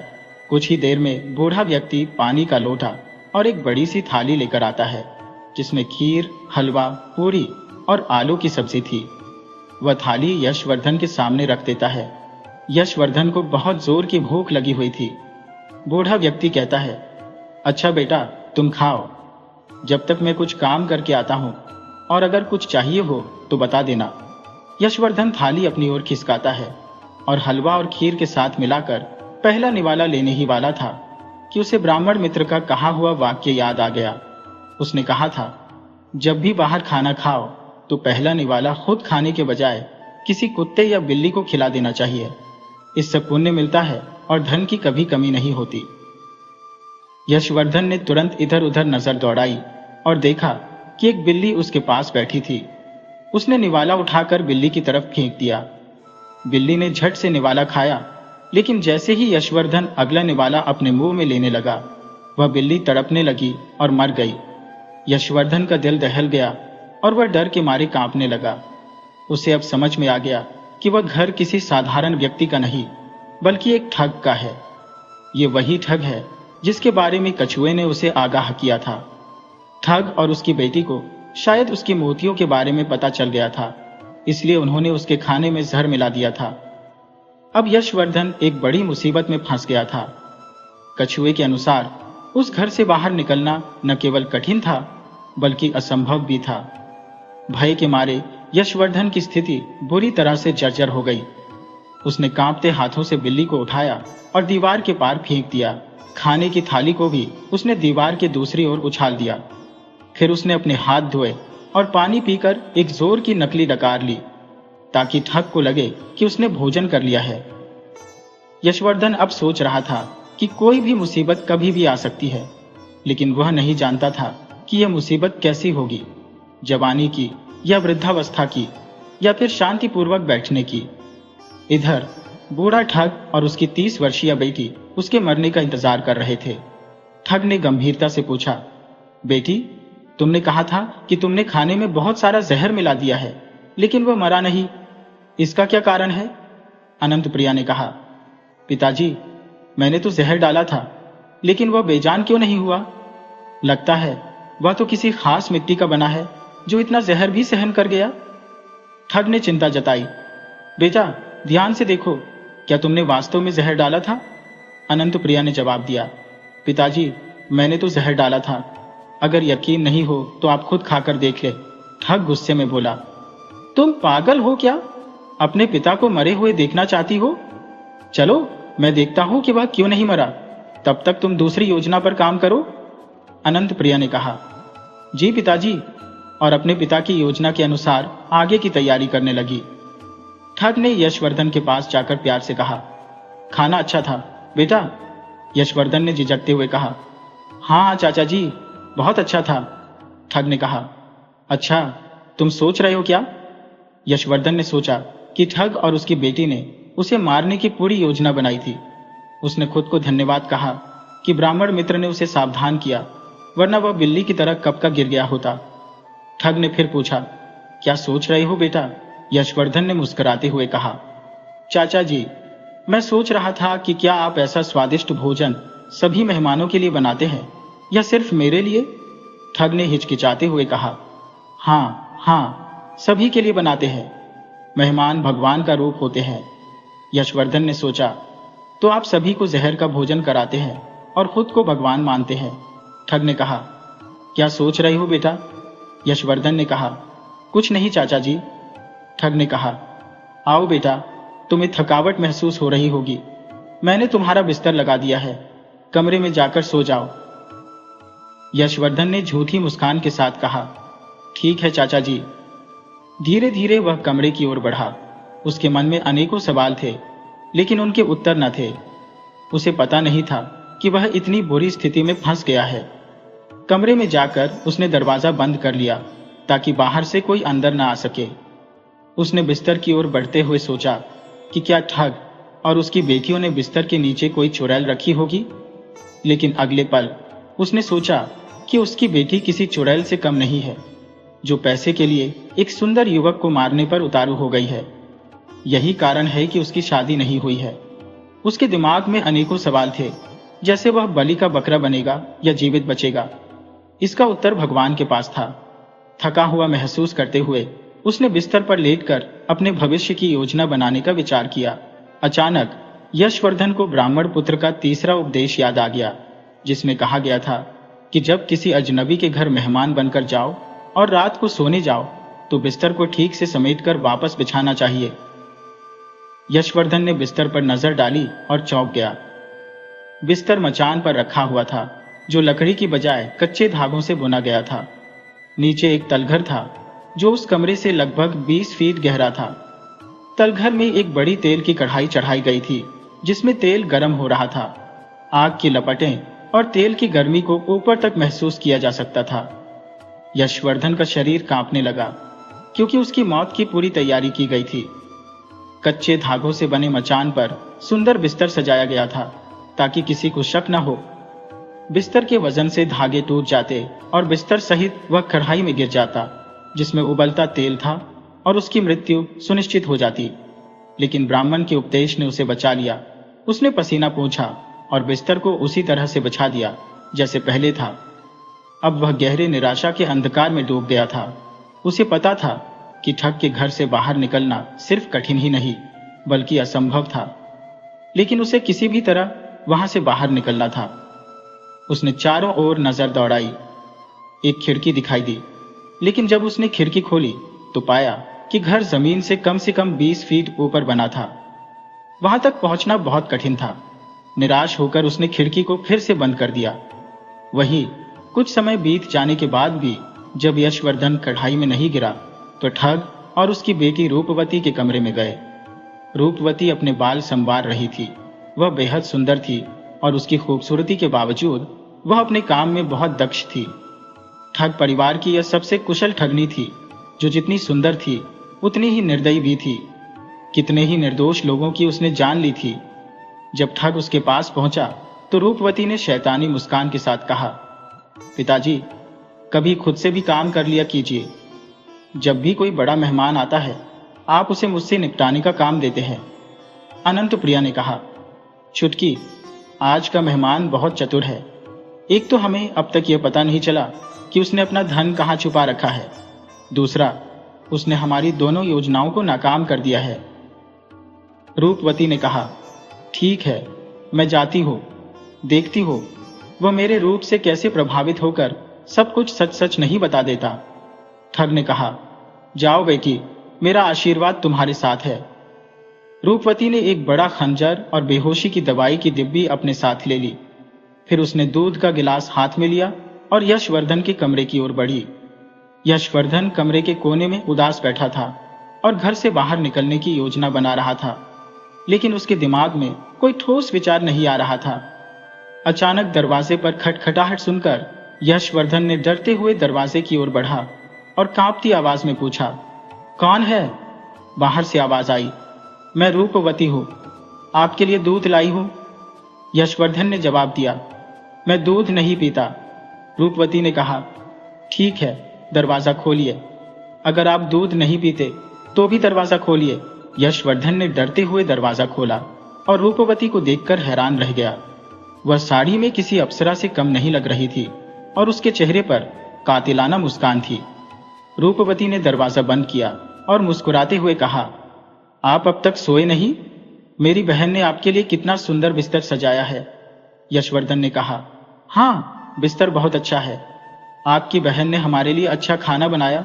अगर बिल्ली मेरे पास ना होती तो मैं कब का गिर चुका होता। अगर मैंने बिस्तर को झाड़ा नहीं होता तो मैं अब तक तेल में तला गया होता। रूपवती ने कहा, अच्छा, लेकिन चिंता मत कीजिए, मैं मेरी बहन और पिताजी की तरह नहीं हूं। यशवर्धन ने कहा, तुम इतनी खतरनाक हो कि मुझे अब शक है कि तुम दूध में जहर मिलाकर लाई हो। रूपवती ने जवाब दिया, ऐसा कुछ नहीं है, मैं सच बोल रही हूं, इस दूध में कोई जहर नहीं है।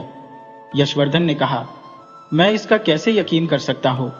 रूपवती बोली, ठीक है, मैं एक घूंट पीकर दिखाऊंगी, तब तुम्हें विश्वास हो जाएगा। यशवर्धन ने कहा, हाँ, पीकर बताओ। रूपवती ने दूध के गिलास से एक घूंट पिया। यशवर्धन ने उसे ध्यानपूर्वक देखा और जब उसे यकीन हुआ कि दूध में कोई जहर नहीं है तो उसने जल्दी से गिलास छीन लिया और पूरा दूध एक ही बार में पी गया। यशवर्धन ने पूछा, तुम ये दूध क्यों लाई हो? मुझे भूख लगी है, एक और गिलास लाती तो तुम्हारी बड़ी मेहरबानी होती। रूपवती ने शैतानी मुस्कान बिखेरते हुए कहा, अच्छा, लेकिन मैं यहाँ दूध देने नहीं बल्कि एक महत्वपूर्ण बात करने आई हूँ। यशवर्धन ने पूछा, क्या बात है? रूपवती बोली, मैंने सुना है तुम्हारे पास धन है। मैं सीधी बात करती हूँ, तुम्हारे पास जितना भी धन है मुझे दे दो, मैं अपने पिताजी से कहकर तुम्हें यहाँ से आजाद करवा दूंगी। यशवर्धन ने कहा, मेरे पास कोई धन नहीं है, मैं तो एक गरीब आदमी हूँ, मेरे पास पैसे कहाँ से आएंगे? रूपवती ने क्रोधित होकर खंजर निकाल लिया और धमकाते हुए कहा, देखो, मुझे चुपचाप बताओ, वरना यह खंजर तुम्हारे पेट में घुस जाएगा। यशवर्धन ने कहा, तुम इतनी खूबसूरत हो, तुम पर गुस्सा नहीं आ सकता। यह उम्र खंजर से हत्या की नहीं है, मैं तो तुम्हें अपना दिल दे चुका हूं। रूपवती ने कहा, दिल अपने पास रखो, मुझे पैसे के सिवाय कुछ और नहीं चाहिए। फालतू की चीजें मुझे पसंद नहीं, चुपचाप धन निकालो, वरना मैं तुम्हें जान से मार दूंगी। यशवर्धन ने कहा, तुम्हें मार देने से तुम खुश नहीं रहोगी, क्योंकि मरने के बाद भी तुम्हारे दिल में यही दुख रहेगा कि तुमने एक गरीब आदमी की जान ले ली। रूपवती ने कहा, मतलब तुम्हें मारने से मैं खुश क्यों नहीं रहूंगी? यशवर्धन ने जवाब दिया, क्योंकि मैं एक निर्दोष आदमी हूं और तुम्हें इस पर पछतावा होगा। रूपवती ने कहा, जल्दी बोलो, वरना मैं तुम्हारे पेट में खंजर घुसा दूंगी। यशवर्धन ने गोल मोल बातें करते हुए कहा, देखो, मैं एक खूबसूरत लड़का हूं, अगर तुमने मुझे छोड़ दिया तो तुम्हारा दिल सुकून पाएगा, वरना तुम पूरी जिंदगी पछताओगी।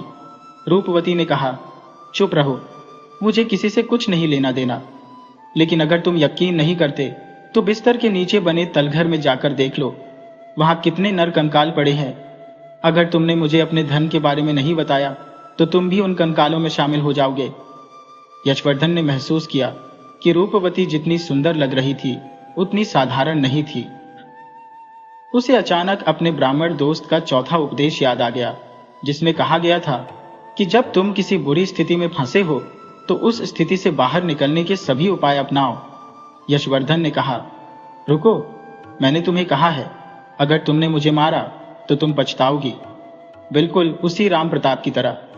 रूपवती ने पूछा, राम प्रताप कौन है? यशवर्धन ने कहा, बताता हूं। रूपवती ने कहा, जल्दी बताओ, वरना खंजर तुम्हारे पेट में घुसा दूंगी। यशवर्धन ने कहा, एक बार एक आदमी था जिसका नाम राम प्रताप था। वह बहुत गरीब था और उसने विदेश जाकर काम करने का निश्चय किया, इसलिए उसने अपने 10 साल के बेटे और पत्नी को अकेला छोड़कर विदेश चला गया। रूपवती ने कहा, फिर क्या हुआ, जल्दी बताओ। यशवर्धन ने कहा, राम प्रताप ने वहां बहुत मेहनत की, लेकिन धन इकट्ठा करने में सफल नहीं हुआ। एक बार उसने अपनी पत्नी और बेटे के लिए मिठाई का डिब्बा अपने मित्र के हाथ भेजा ताकि वे दान इकट्ठा कर सकें। रूपवती ने पूछा, फिर क्या हुआ? यशवर्धन ने उत्तर दिया, फिर उसका मित्र उसके गांव आया और मिठाई का डिब्बा उसकी पत्नी को सौंप दिया। जब राम प्रताप की पत्नी ने डिब्बा खोला तो वह चकित रह गई। रूपवती ने पूछा, डिब्बे में ऐसा क्या था? यशवर्धन ने कहा, डिब्बे में हीरे और मोती भरे हुए थे। रूपवती ने आश्चर्य व्यक्त करते हुए पूछा, ऐसा कैसे? मिठाई का डिब्बा भेजा गया था, उसमें हीरे मोती कैसे आ गए? यशवर्धन ने कहा, सही कहा, उसने मिठाई भेजी थी, लेकिन उसके मित्र ने उसकी ईमानदारी और कर्तव्य परायणता से प्रभावित होकर मिठाई को हीरे और जवाहरातों में बदल दिया। रूपवती ने कहा, वाह, यह तो अद्भुत है। फिर क्या हुआ? यशवर्धन ने कहा, फिर राम प्रताप की पत्नी ने घर में निर्माण कार्य शुरू करवा दिया और उसका घर गांव की सबसे अमीर हवेली बन गई। लेकिन राम प्रताप को इस बारे में कोई जानकारी नहीं मिली। जब वह 5 साल बाद लौटा तो रात हो चुकी थी। उसने जब झोपड़ी की जगह हवेली देखी तो उसे विश्वास नहीं हुआ और वह कुछ पल के लिए क्रोधित हो गया। रूपवती ने पूछा, उसे खुश होना चाहिए था, तो फिर उसने ऐसा क्यों किया? यशवर्धन ने कहा, वह खुश नहीं हुआ क्योंकि उसे अपनी पत्नी पर शक हुआ। उसे लगा कि इतनी बड़ी हवेली बनने के लिए इतना पैसा विदेश से नहीं आ सकता। हवेली के अंदर जाकर उसने अपनी पत्नी को एक जवान पुरुष के साथ सोते हुए देखा, जिससे वह और भी गुस्से में आग बबूला हो गया। रूपवती ने पूछा, फिर? यशवर्धन ने कहा, राम प्रताप ने पास की दीवार से तलवार उठाई और सोते हुए युवक को मौत के घाट उतार दिया। युवक की चीख सुनकर उसकी पत्नी जाग गई और उसे देखकर चौंक गई। उसने कांपती आवाज में पूछा, यह तुमने क्या किया? राम प्रताप ने कहा, वही जो मुझे करना चाहिए था। लक्ष्मी ने मेरे पीछे किसी पराये मर्द के साथ समय बिताया, यही कारण था कि हवेली बनी। बताओ वह कौन था? उसकी पत्नी ने चीखते हुए कहा, हे भगवान, वह तो हमारा इकलौता बेटा सोमवीर था। तुमने मेरे बेटे को मार दिया। यशवर्धन ने आगे कहा। राम प्रताप को गहरा आघात लगा और उसने अपनी पत्नी को भी मरते हुए देखा। उसकी पत्नी ने सदमे में अपनी जान गंवा दी। राम प्रताप ने दुखी होकर कहा, हे राम, यह बहुत गलत हुआ। यशवर्धन ने कहा, देखो, राम प्रताप का पूरा परिवार उजड़ गया क्योंकि उन्होंने बिना सोचे समझे अपने बेटे की जान ले ली। क्रोध हमारी बुद्धि को नष्ट कर देता है, इसलिए हमेशा सोच समझकर काम करो। मैं तुम्हें बार बार कह रहा हूं, अगर तुमने मुझे मारा तो तुम्हें कुछ भी हासिल नहीं होगा। तुम भी राम प्रताप की तरह पछताओगी। रूपवती ने गुस्से में यशवर्धन के पेट पर खंजर का नोक लगाते हुए कहा, बात का विषय मत बदलो, चुपचाप धन के बारे में बताओ, वरना यह खंजर तुम्हारे सीने में घुस जाएगा। जल्दी बताओ। यशवर्धन ने कहा, अरे ठहर जाओ, शांत हो जाओ।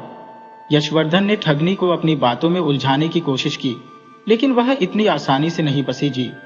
उसने मौके का फायदा उठाकर अपने तरकश से चालें चलनी शुरू की। रात का दूसरा पहर शुरू हो चुका था और यशवर्धन को किसी भी तरह से वहां से निकलना था। रूपवती ने एक बार फिर गुस्से में कहा, तुम धन का पता बताते हो या नहीं? यशवर्धन ने कहा, मैंने तुम्हें कितनी बार कहा है, मेरे पास कोई पैसा नहीं है। अगर तुमने मुझे मारा तो तुम पछताओगी। मेरी हत्या के बाद तुम्हें कुछ भी नहीं मिलेगा। मैं बार बार यही कह रहा हूं, लेकिन तुम मेरी बात मान नहीं रही हो। रूपवती ने कहा, चुप रहो और धन का पता बताओ, वरना मैं तुम्हें मार दूंगी। यशवर्धन ने कहा, तुम्हें मारने से क्या हासिल होगा? अगर चाहो तो मुझसे विवाह कर सकती हो। तुम तो बहुत ही खूबसूरत हो। रूपवती ने प्रतिक्रिया दी। ठीक है, लेकिन अब एक प्रेम कहानी सुनाओ, और ध्यान रहे कि कहानी का अंत दुखद न हो, नहीं तो मैं तुम्हारे सीने में खंजर घोंप दूंगी। यशवर्धन ने महसूस किया कि ठगनी उसकी कहानियों से प्रभावित हो रही है, इसलिए उसने ठगनी को पराजित करने के लिए अगला कदम उठाने का निर्णय लिया। उसकी नजर अचानक उस नशे की दवा की डिब्बी पर पड़ी जो उसने बेहोशी लाने के लिए लाई थी। जब यशवर्धन ने कुछ नहीं कहा तो रूपवती ने गुस्से में आकर कहा, या तो कहानी सुनाओ या तुम्हें अभी मार दो। यशवर्धन ने कहा, मैं कहानी सुनाऊंगा, लेकिन पहले यह बताओ कि तुम्हारे हाथ में यह डिब्बा किस चीज का है? रूपवती ने कहा, यह डिब्बा मैंने तुम्हें बेहोश करने के लिए लाया था। यशवर्धन ने पूछा, इसमें ऐसा क्या है जो लोगों को बेहोश कर देता है? रूपवती ने जवाब दिया, यह तो बहुत आसान है। उसने डिब्बा खोला और कहा, इस दवा को खोलकर इसकी गंध को उस व्यक्ति की नाक के पास ले जाओ जिसे बेहोश करना हो। यशवर्धन ने कहा, रुको, तुम्हें भी इसके प्रभाव का अनुभव करना चाहिए। रूपवती ने अज्ञानतावश दवा की गंध ली और तुरंत बेहोश हो गई। यशवर्धन ने मुस्कुराते हुए कहा, अरे वाह, तुम तो जल्दी ही नींद में चली गई। अब उसे घर से जल्दी निकलना था क्योंकि रात का चौथा पहर शुरू होने वाला था। वह रस्सी की खोज में इधर उधर घूमने लगा। अचानक रूपवती की बड़ी बहन की नींद खुल गई और उसने बाहर आकर यशवर्धन की तलाश शुरू की। यशवर्धन ने रस्सी ढूंढ ली थी, लेकिन अनंत प्रिया के कमरे से बाहर आने पर उसकी धड़कनें तेज हो गईं। अनंत प्रिया ने यशवर्धन के कदमों की आहट सुनी और उसकी ओर बढ़ी। यशवर्धन अंधेरे कोने में छिप गया। जब अनंत प्रिया ने आवाज लगाई तो यशवर्धन ने हिम्मत जुटाकर दवा की डिब्बी खोली और उसके मुंह पर लगा दिया, जिससे वह भी बेहोश हो गई। यशवर्धन ने धैर्यपूर्वक अनंत प्रिया को भी बेहोश किया और रस्सी को उठाकर कमरे में गया। उसने रस्सी को चारपाई से बांधकर अपना सामान पीछे लटकाया और खिड़की से बाहर उतरने से पहले मुस्कुराते हुए कहा, अलविदा ठगनी, तुम्हें हराने का मजा आया। फिर उसने अस्तबल में जाकर एक पतले घोड़े को निकाल लिया और उस पर सवार होकर उज्जैन की ओर रवाना हो गया। रूपवती और उसके परिवार को पता चला कि लड़का भाग गया है तो उन्हें अपनी मूर्खता पर गुस्सा आया, विशेष रूप से रूपवती को, जिसने अपनी सुंदरता और बुद्धिमत्ता पर घमंड किया था। एक व्यापारी के पुत्र ने उसके सभी मंसूबों को ध्वस्त कर दिया था। यशवर्धन ने उज्जैन में अपने व्यापार की नींव रखी और एक व्यापारी की पुत्री से विवाह भी किया। 2 साल के अंतराल पर यशवर्धन अपने माता पिता से मिलने अपने नगर सृष्टिपुर आया। उसके माता पिता उसकी बहादुरी और बुद्धिमत्ता पर गर्वित थे। अब उनका व्यापार पुनः सुव्यवस्थित हो गया था। यशवर्धन ने यह सिद्ध कर दिया कि धैर्य और समझदारी से काम लेकर सबसे कठिन परिस्थितियों में भी विजय प्राप्त की जा सकती है।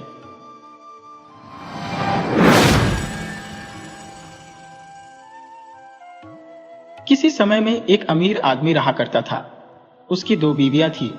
बड़ी वाली लागी पसंदीदा थी और दूसरी छोटी वाली अलागी, जिसे दूर कर दिया गया हो, थी। दोनों बीवियों की एक एक बेटी थी। बड़ी बीवी के बार बार कहने और लड़ाई झगड़ा करने पर पति ने दूसरी बीवी और उसकी बेटी के रहने के लिए घर के पिछवाड़े में एक झोपड़ी बनवा दी। अलागी अपनी बेटी के साथ गरीबी में अपना जीवन गुजारने लगी। उसकी बेटी का नाम चंपावती था। एक दिन पिता ने चंपावती को आदेश दिया कि वह जाकर उसके धान के खेत की रखवाली करे।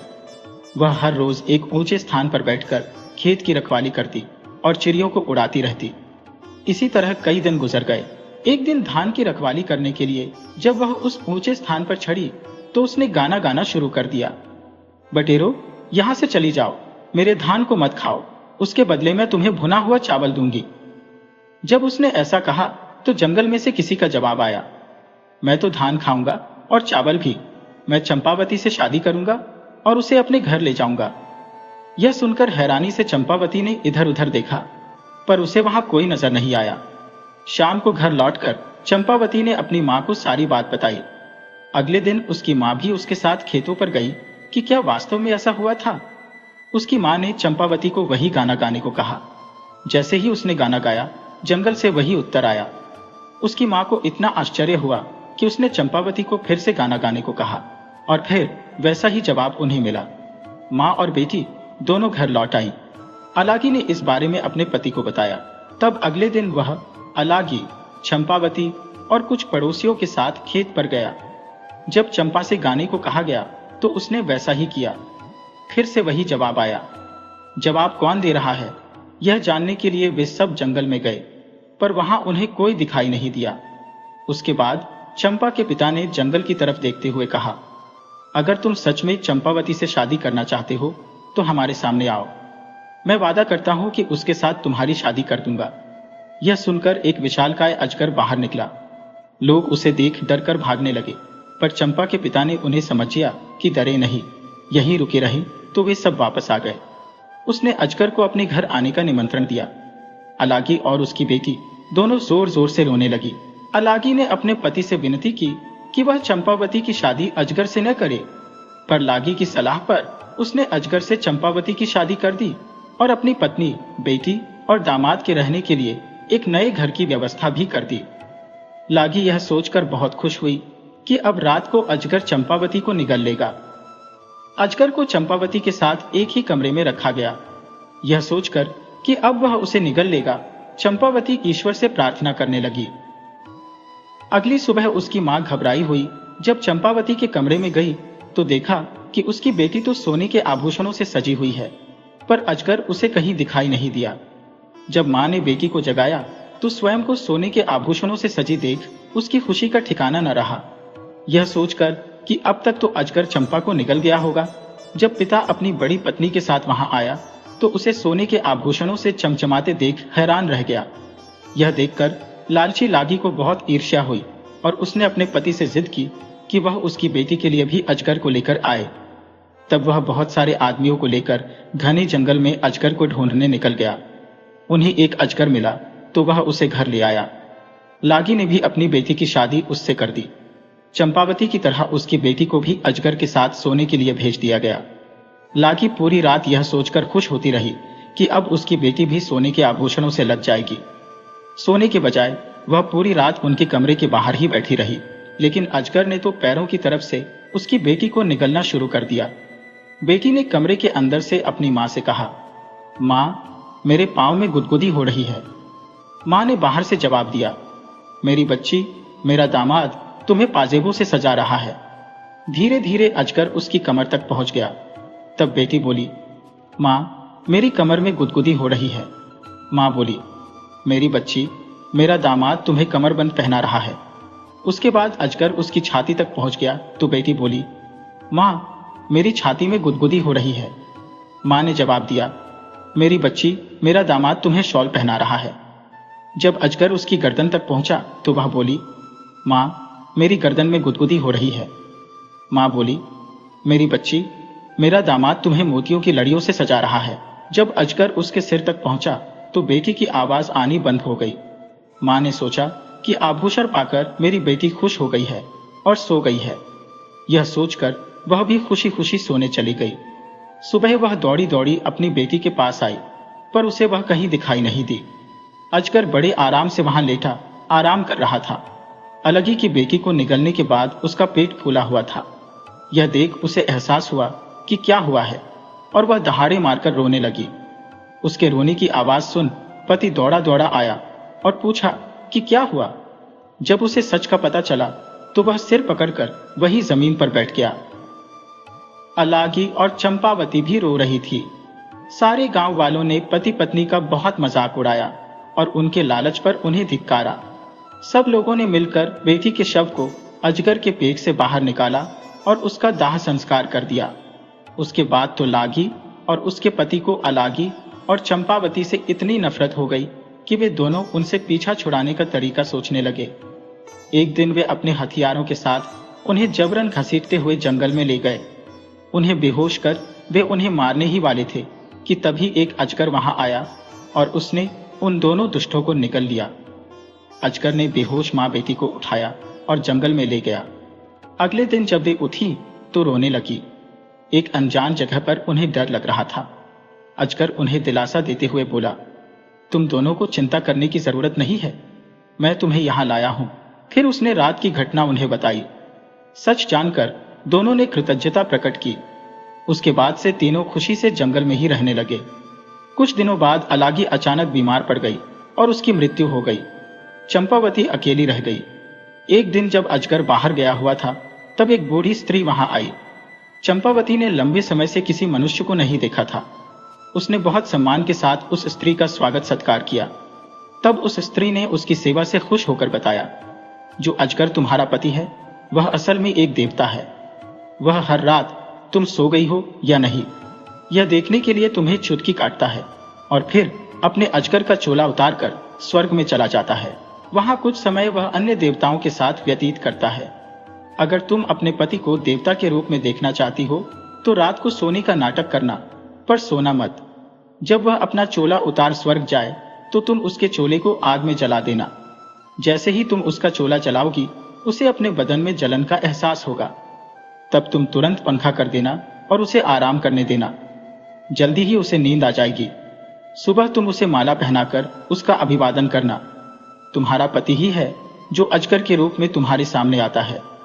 यह बात सुन चंपावती की खुशी का ठिकाना न रहा। उसने उसे घड़ा भरकर सोना और चांदी दिया।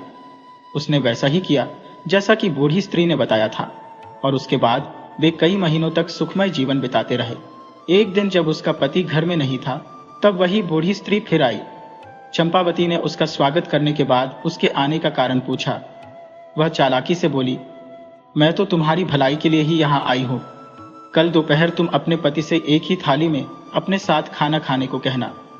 जब तुम दोनों एक साथ खाना खाओगे तो वह तुम्हारे आकर्षण में इतना बंध जाएगा कि फिर कभी एक भी पल के लिए तुमसे अलग नहीं होगा। जब तुम खाना खा लो तो उससे कहना कि तुमने उसके मुंह के अंदर बहुत सारी कामों को देखा है। तब तुम उससे पूरा मुंह खोलने के लिए कहना ताकि पूरी दुनिया को तुम देख सको। वह तुमसे नाराज होगा और कहेगा कि तुम उसे या पूरी दुनिया में से किसी एक को चुन लो, पर तुम कहना कि तुम दुनिया को देखना चाहती हो। वह अपना मुंह खोलकर तुम्हें पूरी दुनिया दिखा देगा और फिर एक नदी में चला जाएगा। वह तुमसे कहेगा कि वह तुमसे अब 6 महीने बाद मिलेगा, पर उसकी बातों में मत आना। तुम नदी के तट पर बैठी रहना। कुछ क्षण बाद तुम उसे वापस आते देखोगी। यह सुन चंपावती ने पहले की ही तरह उस स्त्री को सोना चांदी देकर विदा किया।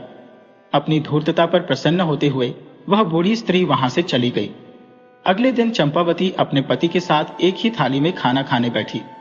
उसके पति ने कहा, तुम आज कुछ अजीब व्यवहार कर रही हो, तुम्हारे इरादे मुझे ठीक नहीं लग रहे हैं।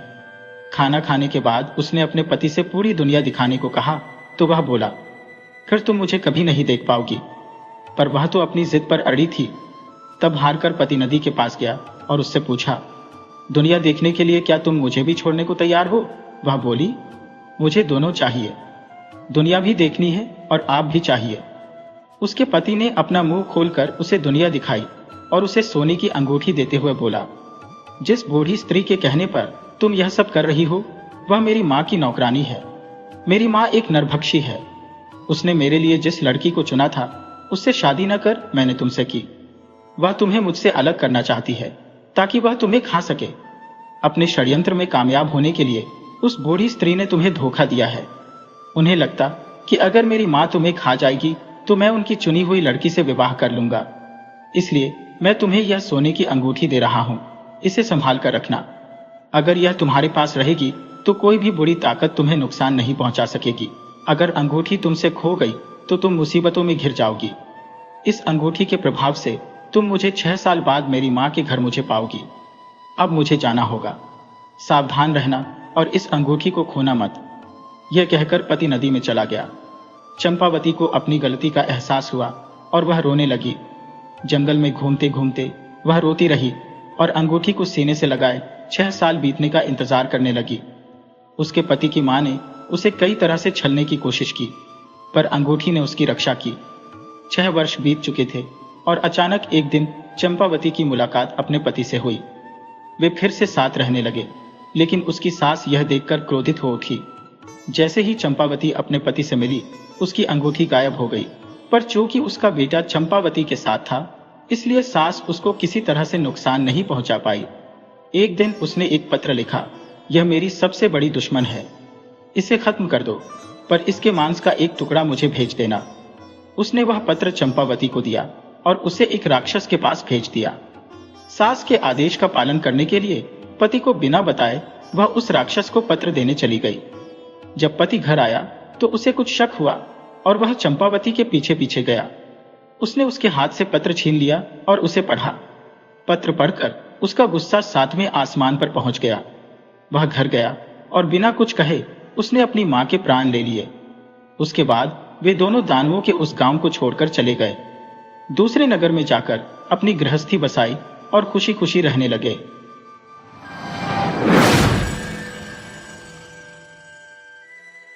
बहुत समय पहले भारत में सुभा दत्त नामक एक लकड़हारा अपने परिवार के साथ रहते थे, जो सभी एक साथ बहुत खुश थे। पिता हर दिन अपने घर के पास जंगल में लकड़ी की आपूर्ति प्राप्त करने के लिए जाता था, जिसे वह अपने पड़ोसियों को बेचता था, जिससे वह काफी कमाता था और अपनी पत्नी और बच्चों को वह सब देता था जिसकी उन्हें जरूरत थी। कभी कभी वह अपने 3 लड़कों को अपने साथ ले जाता था और फिर एक विशेष उपचार के रूप में उसकी 2 छोटी लड़कियों को साथ साथ घूमने की अनुमति दी गई थी। लड़कों को खुद के लिए लकड़ी काटने की अनुमति देने की लालसा थी और उनके पिता ने उन्हें बताया कि जैसे ही वे बूढ़े हो जाएंगे वह उनमें से प्रत्येक को अपनी खुद की कुल्हाड़ी देगा। सुभा दत्ता के साथ लंबे समय तक सब ठीक रहा। लड़कों में से प्रत्येक की अपनी छोटी कुल्हाड़ी थी और प्रत्येक लड़कियों के पास टहनियां काटने के लिए कैंची की एक छोटी जोड़ी थी। और उन सभी को बहुत गर्व हुआ जब वे घर में उपयोग करने के लिए अपनी मां के लिए कुछ लकड़ी घर लाए। एक दिन हालांकि उनके पिता ने उन्हें बोला कि वे उसके साथ नहीं आ सकता है, क्योंकि वह जंगल में बहुत लंबा रास्ता तय करने के लिए जा रहा। वह यह देखने के लिए जा रहा था कि क्या वह नजदीक के घर की तुलना में वहां बेहतर लकड़ी पा सकता है। व्यर्थ लड़कों ने उसे अपने साथ ले जाने के लिए जिद मचाई। नहीं, उन्होंने कहा, आप सभी रास्ते पर बहुत थक जाएंगे और अकेले वापस आने में खुद को खो देंगे। आपको अपनी मां के कामों में और अपनी बहनों के साथ खेलने में मदद करनी चाहिए। उन्हें संतोष करना पड़ा। बेशक उन्हें उम्मीद थी कि उनके पिता जंगल की गहराई से वापस आएंगे, हालांकि उन्हें पता था कि वह देर से आएंगे। जब अंधेरा हुआ और उसके कोई संकेत नहीं थे, तब बार बार उनकी मां उन्हें देखने के लिए दरवाजे पर जाती थी। हर पल उम्मीद करती थी कि उन्हें रास्ते से आते हुए देख पाए। बार बार उसने रात के पंछी की रोने को, आवाज को गलत समझा। वह भारी मन से बिस्तर पर जाने के लिए मजबूर थी। वह सोच रही थी कि किसी जंगली जानवर ने उसे मार डाला होगा और वह उसे फिर कभी नहीं देख पाएगी। जब सुबह दत्त ने जंगल में गया तो उन्होंने उसी शाम वापस आने का पूरा इरादा किया, लेकिन जब वह एक पेड़ को काटने में व्यस्त था तो उसे अचानक महसूस हुआ कि वह अब अकेला नहीं है। उसने ऊपर देखा तो उसने 4 खूबसूरत युवा लड़कियों को अपनी पतली गर्मियों की पोशाक में परियों की तरह देखा। उनके लंबे बालों के साथ एक दूसरे का हाथ पकड़े हुए गोल गोल नाचते हुए देखा। सुबह दत्ता इस दृश्य से इतनी चकित था कि उन्होंने अपनी कुल्हाड़ी फेंक दी और शोर ने नर्तकियों को चौंका दिया और उसे घूरने लगे थे। लकड़हारा एक शब्द नहीं कह सकता था, लेकिन बस उन पर हैरान और चकित हो गया, जब तक उनमें से एक ने उससे कहा, तुम कौन हो और तुम जंगल की गहराई में क्या कर रहे हो, जहां हमने पहले कभी किसी आदमी को नहीं देखा है।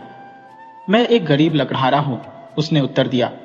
कुछ लकड़ी लेकर बेचने के लिए आया था, ताकि मेरी पत्नी और बच्चों को कुछ खाने के लिए और कुछ कपड़े पहनने को मिले। यह एक बहुत ही मूर्खतापूर्ण बात है, लड़कियों में से एक ने कहा। आप इस तरह से ज्यादा पैसा नहीं पा सकते हैं। यदि आप केवल हमारे साथ रुकेंगे तो हम आपकी पत्नी और बच्चों की देखभाल करेंगे, जो आपके लिए बहुत बेहतर होगा। सुबह दत्ता, हालांकि वह निश्चित रूप से अपनी पत्नी और बच्चों से प्यार करता था, सुंदर लड़कियों के साथ जंगल में रुकने के विचार से इतना लुभाया गया था कि थोड़ी देर झिझकने के बाद उसने कहा, हाँ, मैं तुम्हारे साथ रुकूंगा, अगर तुम मुझे पूरा यकीन देते हो कि मेरे प्रिय लोगों के साथ सब अच्छा होगा। आपको इस बारे में डरने की जरूरत नहीं है, लड़कियों ने कहा। हम परियां हैं, आप देख रहे हैं, और हम सभी प्रकार की अद्भुत चीजें कर सकते हैं। हम उन्हें उनकी इच्छा के अनुसार सब कुछ देंगे और वे इसे प्राप्त करेंगे। पहली बात यह है कि हम लोग आपको खाना देंगे और आपको इसके बदले में काम करना होगा। सुबह दत्ता ने जवाब दिया, मैं आपकी इच्छा के अनुसार कुछ भी करूंगा। ठीक है, समाशोधन को दूर करना शुरू करें और फिर हम सभी एक साथ बैठकर भोजन करेंगे। सुबह दत्ता बहुत खुश था कि उन्हें जो करने के लिए कहा गया वह इतना आसान था। वह एक पेड़ से एक शाखा काटकर शुरू हुआ और इसके साथ वह भोजन कक्ष में जो कुछ था उसे देखने गया। फिर उसने रसोई में दाल चावल ढूंढे, लेकिन वह एक पेड़ की छांव में खड़े एक बड़े बड़े घड़े के अलावा कुछ भी नहीं देख पाया, जिसकी शाखाएं समाशोधन की ओर थी। तो उन्होंने परियों में से एक से कहा, क्या तुम मुझे दिखाओगे कि भोजन कहाँ है और वास्तव में तुम लोग रसोई को कहाँ स्थापित करना चाहोगे? इन सवालों पर सभी परियां हंसने लगी और उनकी हंसी की आवाज कई घंटियों की थाप की तरह थी। बेचारा सुबह दत्त, जो बहुत थका हुआ और भूखा था, वह दुखी रहने लगा और वह सीधे घर जाने का कामना करने लगा। वह अपनी कुल्हाड़ी लेने के लिए झुका और उसके साथ बस पलटने ही वाला था, जब परियों ने अपने पागल भंवर को रोका और उसे रोकने के लिए चिल्लाई। इसलिए उसने इंतजार किया और उनमें से एक ने कहा, हमें इसे प्राप्त करने और इसके बारे में परेशान होने की जरूरत नहीं है। आप उस बड़े घड़ी को देख रहे हैं। हम अपना सारा भोजन और बाकी सब कुछ जो हम चाहते हैं उससे प्राप्त करते हैं। हमें बस इच्छा होती है कि हम अपना हाथ अंदर डालें और हमें वह भोजन मिलेगा जो हम पहले करना चाहते हैं, और फिर हम आपको बताएंगे कि हम क्या चाहते हैं। जिसे सुनकर सुबह दत्ता को शायद ही अपने कानों पर यकीन हो। नीचे उसने अपनी कुल्हाड़ी फेंक दी और घड़े में हाथ डालने के लिए जल्दबाजी की। वह उस भोजन की इच्छा कर रहा था जो उसे पसंद थी। उन्हें करी चावल और दूध, दाल, फल और सब्जियां बहुत पसंद थी और बहुत जल्द ही उसके पास जमीन पर भोजन फैला हुआ था। अगले कुछ दिन एक सपने की तरह बीत गए और सबसे पहले सुबह दत्ता ने सोचा कि वह अपने जीवन में कभी इतनी खुश नहीं था। परियों ने अक्सर उसे अकेला छोड़कर एक साथ चले जाया करते थे और वे केवल उस वक्त आते जब उन्हें घड़ी से कुछ चाहिए होता था। लकड़हारे को हर तरह की चीजें मिली जो वह खुद के लिए चाहता था, लेकिन वर्तमान में वह चाहता था कि उसकी पत्नी और बच्चे उसके साथ बढ़िया भोजन करें। वह उन्हें बहुत याद करने लगा और वह अपने काम से भी चूक गया। कभी कभी उसे लगता था कि जब परियां दूर होंगी तो वह जंगल से निकल जाएगा। लेकिन जब उसने घड़ी को देखा तो वह उसे छोड़ने के बारे में नहीं सोच सका। जल्द ही सुबह दत्ता अपने बीवी और बच्चों के बारे में सोचने के बाद अच्छी तरह से सो नहीं पाता था। मान लीजिए कि जब उसके पास खाने के लिए बहुत कुछ हुआ करता है तब वे भूखे सोते होंगे। यह भी उसके दिमाग में आया कि वह परियों को चुरा सकता है और परियों को अपने साथ घर ले जा सकता है, लेकिन उसने ऐसा करने की पूरी हिम्मत नहीं की थी। यहाँ तक कि जब सुंदर लड़कियों की दृष्टि पड़ेगी और उन्हें जब यह महसूस होगा तो वे भयानक तरीके से दंडित करने में सक्षम होंगे। एक रात उसे एक सपना आया जिसने उसे बहुत परेशान किया। उसने देखा कि उसकी पत्नी उस छोटे से घर में फूट फूट कर रो रही है। वह सबसे छोटे बच्चे को अपने हाथों से पकड़े हुए थी, जबकि अन्य 3 उसकी बगल में खड़े थे। वह एक बार फिर घर जाने के लिए निर्धारित किया, लेकिन थोड़ी दूर चलने पर उसने परियों को चांदनी में नाचते देखा और किसी तरह उसे फिर लगा कि वह उन्हें और घड़े को नहीं छोड़ सकता। अगले दिन हालांकि वह इतना दुखी था कि परियों ने इस पर ध्यान दिया और उनमें से एक ने उससे कहा, क्या मामला है? हम यहाँ दुखी लोगों को रखने की परवाह नहीं करते हैं। यदि आप जीवन का आनंद नहीं उठा सकते हैं तो तुम घर जाओ, बेहतर होगा। सुबह दत्ता बहुत भयभीत हो गया था, इसलिए उसने उन्हें अपने सपने के बारे में बताया और उसे डर था कि उसकी परिवार पैसे के लिए भूखे मर रहे थे। उनके बारे में चिंता मत करो, उत्तर था। हम आपकी पत्नी को बताएंगे कि आप क्यों दूर रहते हैं। जब वह सो रही होंगी तो हम उसके कान में फुसफुसाएंगे और वह आपकी खुशी के बारे में सोचकर बहुत खुश होगी। बाकी तुम अपनी परेशानियों को भूल जाओ। सुबह दत्ता परियों की सहानुभूति से बहुत खुश था। वह कुछ समय के लिए उनके साथ रुकने का फैसला किया। वह बेचैन महसूस कर रहा था, लेकिन पूरे समय सुखद रूप से बीता और घर उसके लिए एक दैनिक खुशी थी। इस बीच उनकी गरीब पत्नी अपने प्यारे बच्चों को कैसे खाना खिलाती थी। 2 लड़के बहादुर थे। वह वास्तव में निराशा में थे जब उनके पिता वापस नहीं आए और उन्हें खोजने के उनके सभी प्रयास व्यर्थ हो गए। इन लड़कों ने अपनी मां की मदद करने का काम किया। वे पेड़ों को नहीं काट सकते थे, लेकिन वे उन पर चढ़ सकते थे और अपनी कुल्हाड़ियों से छोटी शाखाओं को काट सकते थे, और उन्होंने यही किया और उन्हें अपने पड़ोसियों को बेचा। इन पड़ोसियों को उनके द्वारा दिखाए गए साहस छू गया और न केवल उन्हें लकड़ी के लिए अच्छी तरह से भुगतान किया था, बल्कि अक्सर उन्हें दूध और चावल और अन्य छोटी चीजें से उन्हें मदद किया। समय के साथ वे वास्तव में सुबह दत्ता के बिना रहने के अभ्यस्त हो गए और छोटी लड़कियां लगभग उनके बारे में भूल गईं। जंगल की गहराई में सुबह दत्ता का 1 महीना परियों का इंतजार करते हुए शांति से बीता और हर दिन वह अधिक स्वार्थी होते हुए खुद का आनंद लेने पर आमादा हो गया। फिर उनका एक और सपना था जिसमें उन्होंने अपनी पत्नी और बच्चों को पुराने घर में खूब खाना खाते हुए देखा और जाहिर तौर पर उनके बिना इतने खुश थे कि उन्हें देखना बहुत ही अच्छा लगा। जब वह उठा तो उसने परियों से कहा, मैं अब तुम्हारे साथ नहीं रुकूंगा। मेरे पास यहाँ अच्छा समय है, लेकिन मैं अपने लोगों से दूर इस जीवन से थक गया हूँ। परियों ने देखा कि वह इस समय परेशान सचमुच में था, इसलिए उन्होंने उसे जाने देने के लिए सहमति दी। लेकिन वे दयालु लोग थे और उन्हें लगा कि उन्हें उनके लिए किसी तरह से भुगतान करना चाहिए। उन्होंने एक साथ परामर्श किया और फिर उनमें से एक ने उनसे कहा कि वे जाने से पहले वह कुछ भी वे मांगता है वे उसे दे देंगे। लकड़हारे ने सुना कि वह कुछ भी मांग सकता है। उसने रोते हुए कहा, मेरे पास जादू का पिटारा होगा। आप बस कल्पना कर सकते हैं कि परियों को इससे क्या झटका लगा। आप निश्चित रूप से जानते हैं कि परियां हमेशा अपनी बात रखती है। यदि वे सुबह दत्ता को कुछ और चुनने के लिए राजी नहीं कर सकती तो उन्हें अपना प्रिय, अपना कीमती घड़ा देना होगा और फिर उन्हें अपने लिए भोजन की तलाश करनी पड़ेगी।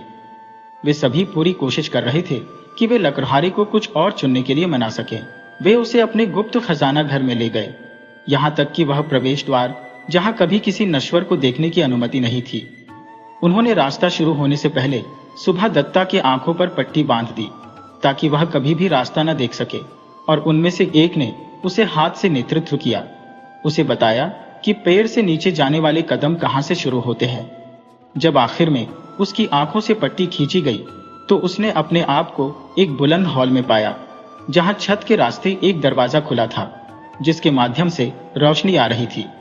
फर्श पर ढेर सोने और चांदी के पैसे के बहुत सारे पत्थर थे और दीवारों पर सुंदर वस्त्र लटके हुए थे। सुभा दत्ता देखकर काफी चकित था, लेकिन वह केवल एक अज्ञानी लकड़हारा था और उसे गहने और कपड़े के मूल्य का एहसास नहीं था। इसलिए जब परियों ने उससे कहा, तुम यहाँ कुछ भी चुनो और हमें अपना घड़ा रखने दो, उसने अपना सिर हिलाया और कहा, नहीं नहीं नहीं, मेरे पास घड़ा होगा। एक के बाद एक परी ने माणिक और हीरे और अन्य कीमती पत्थरों को उठाया और उन्हें प्रकाश में रखा कि लकड़हारे देख सकें कि वे कितने प्यारे थे। नहीं, घड़ा घड़ा, उसने कहा और आखिर में उन्हें इसे छोड़ना पड़ा। उन्होंने उसकी आंखों को फिर से बांधा और उसे वापस समाशोधन और घड़ी के पास ले गए। यहां तक कि जब वे सभी फिर से समाशोधन में थे तो परियों ने अपने घड़ी को रखने की उम्मीद नहीं छोड़ी। इस बार उन्होंने अन्य कारण बताए कि क्यों घड़ा सुभा दत्ता के पास नहीं होना चाहिए। यह बहुत आसानी से टूट जाएगा और फिर यह आपके या किसी और के लिए अच्छा नहीं होगा। लेकिन अगर आप कुछ पैसे लेते हो तो आप अपनी पसंद से कुछ भी खरीद सकते हैं। यदि आप गहने लेते हैं तो आप उन्हें बेचकर बहुत सारे पैसे जमा कर सकते हैं। नहीं नहीं नहीं, लकड़हारा रोया, घड़ा घड़ा, मेरे पास घड़ा होगा। फिर घड़े को बहुत अच्छी तरह से ले लो, उन्होंने दुखी होकर जवाब दिया, और हमें अपना चेहरा फिर कभी नहीं दिखाना। इसलिए सुभा दत्ता ने बहुत सावधानी से घड़ी को ले लिया, ऐसा ना हो कि वह उसे गिरा दे और घर जाने से पहले उसे तोड़ दे। उसने यह बिल्कुल नहीं सोचा कि इसे परियों से दूर ले कितना क्रूर है और उन्हें भूखा छोड़कर अपने लिए भोजन मांगना। परियों ने उसे तब तक देखा जब तक कि वह दृष्टि से बाहर नहीं हो गया और फिर वे रोने लगी। उनमें से एक ने कहा, वह ऐसा सोचने के लिए बहुत स्वार्थी था। दूसरे ने कहा, आओ हम सब उसके बारे में भूल जाएं और कुछ फल की तलाश करें। इसलिए वे सभी रोना धोना छोड़कर चले गए। परियों को खाने के लिए बहुत कुछ नहीं चाहिए, वे फल और ओस पर रह सकते हैं और उन्होंने कभी भी उन्हें लंबे समय तक उदास नहीं रहने दिया। वे अब इस कहानी से बाहर निकलते हैं, लेकिन आपको उनके बारे में दुखी होने की जरूरत नहीं है और आप बहुत आश्वस्त हो सकते हैं कि उन्हें घड़ी को लेने देने में उनकी उदारता से सुभा दत्ता को कोई वास्तविक नुकसान नहीं पहुंचा। आप बस अंदाजा लगा सकते हैं कि सुभा दत्ता की पत्नी और बच्चों के लिए यह क्या आश्चर्य की बात थी जब उन्होंने उन्हें अपने घर की ओर जाने वाले रास्ते पर अपने पिताजी को आते देखा। वह अपने साथ घड़ा नहीं लाया, बल्कि अपनी कुटिया के पास लकड़ी के एक खोखले पेड़ में छिपा दिया था, क्योंकि उन्हें यह जानने का कोई मतलब नहीं था कि घड़ा उसके पास है। उसने अपनी पत्नी से कहा कि वह जंगल में अपना रास्ता खो चुका था और उसे डर था कि वह अपने बच्चों को फिर कभी नहीं देखेगा, लेकिन उसने परियों के बारे में कुछ नहीं कहा। जब उनकी पत्नी ने उनसे पूछा कि उन्हें भोजन कैसे मिला, तो उन्होंने अपने द्वारा पाए गए फलों के बारे में एक लंबी कहानी बताई और उन्हें विश्वास था कि उन्होंने जो कुछ कहा था वह बात सच थी। जब छोटी लड़कियों को अपने पिता के लिए एक अच्छा भोजन प्राप्त करने में मदद करने के लिए कहा, तो सुभा दत्ता ने कहा, ओह, इस बारे में उन्हें परेशान मत करो, मैं अपने साथ कुछ वापस लेकर आया हूं। मैं इसे लेकर आता हूं, लेकिन कोई भी मेरे पीछे नहीं आएगा। सुभा दत्ता की पत्नी इस पर बुरी तरह निराश थी, क्योंकि वह अपने पति से इतना प्यार करती थी कि उसके लिए काम करना उसके लिए खुशी की बात थी। बच्चे भी अपने पिता के साथ जाना चाहते थे, लेकिन उन्होंने उन्हें रुकने का आदेश दिया। उसने एक बड़ी टोकरी लेकर अकेले घड़ी के पास चला गया। बहुत जल्द वह फिर से अपनी टोकरी के साथ वापस आ गया, जिसमें सभी तरह की अच्छी चीजें थी, जिनमें से बहुत से नामों का उसकी पत्नी और बच्चों को पता भी नहीं था। इसमें वे फल है जो जंगल से लाया गया है। जीवन अब निश्चित रूप से परिवार के लिए पूरी तरह से बदल गया था।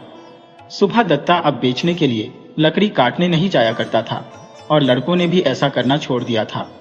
हर दिन उनके पिता उन सभी के लिए मनचाहा भोजन लाते थे और परिवार के प्रत्येक व्यक्ति की सबसे बड़ी इच्छा यह पता लगाना था कि भोजन कहां से लाया जाता है। वे सुभा दत्ता का पीछा करने से डरते थे। जल्द ही घर की खुशियों को बिगाड़ने लगी।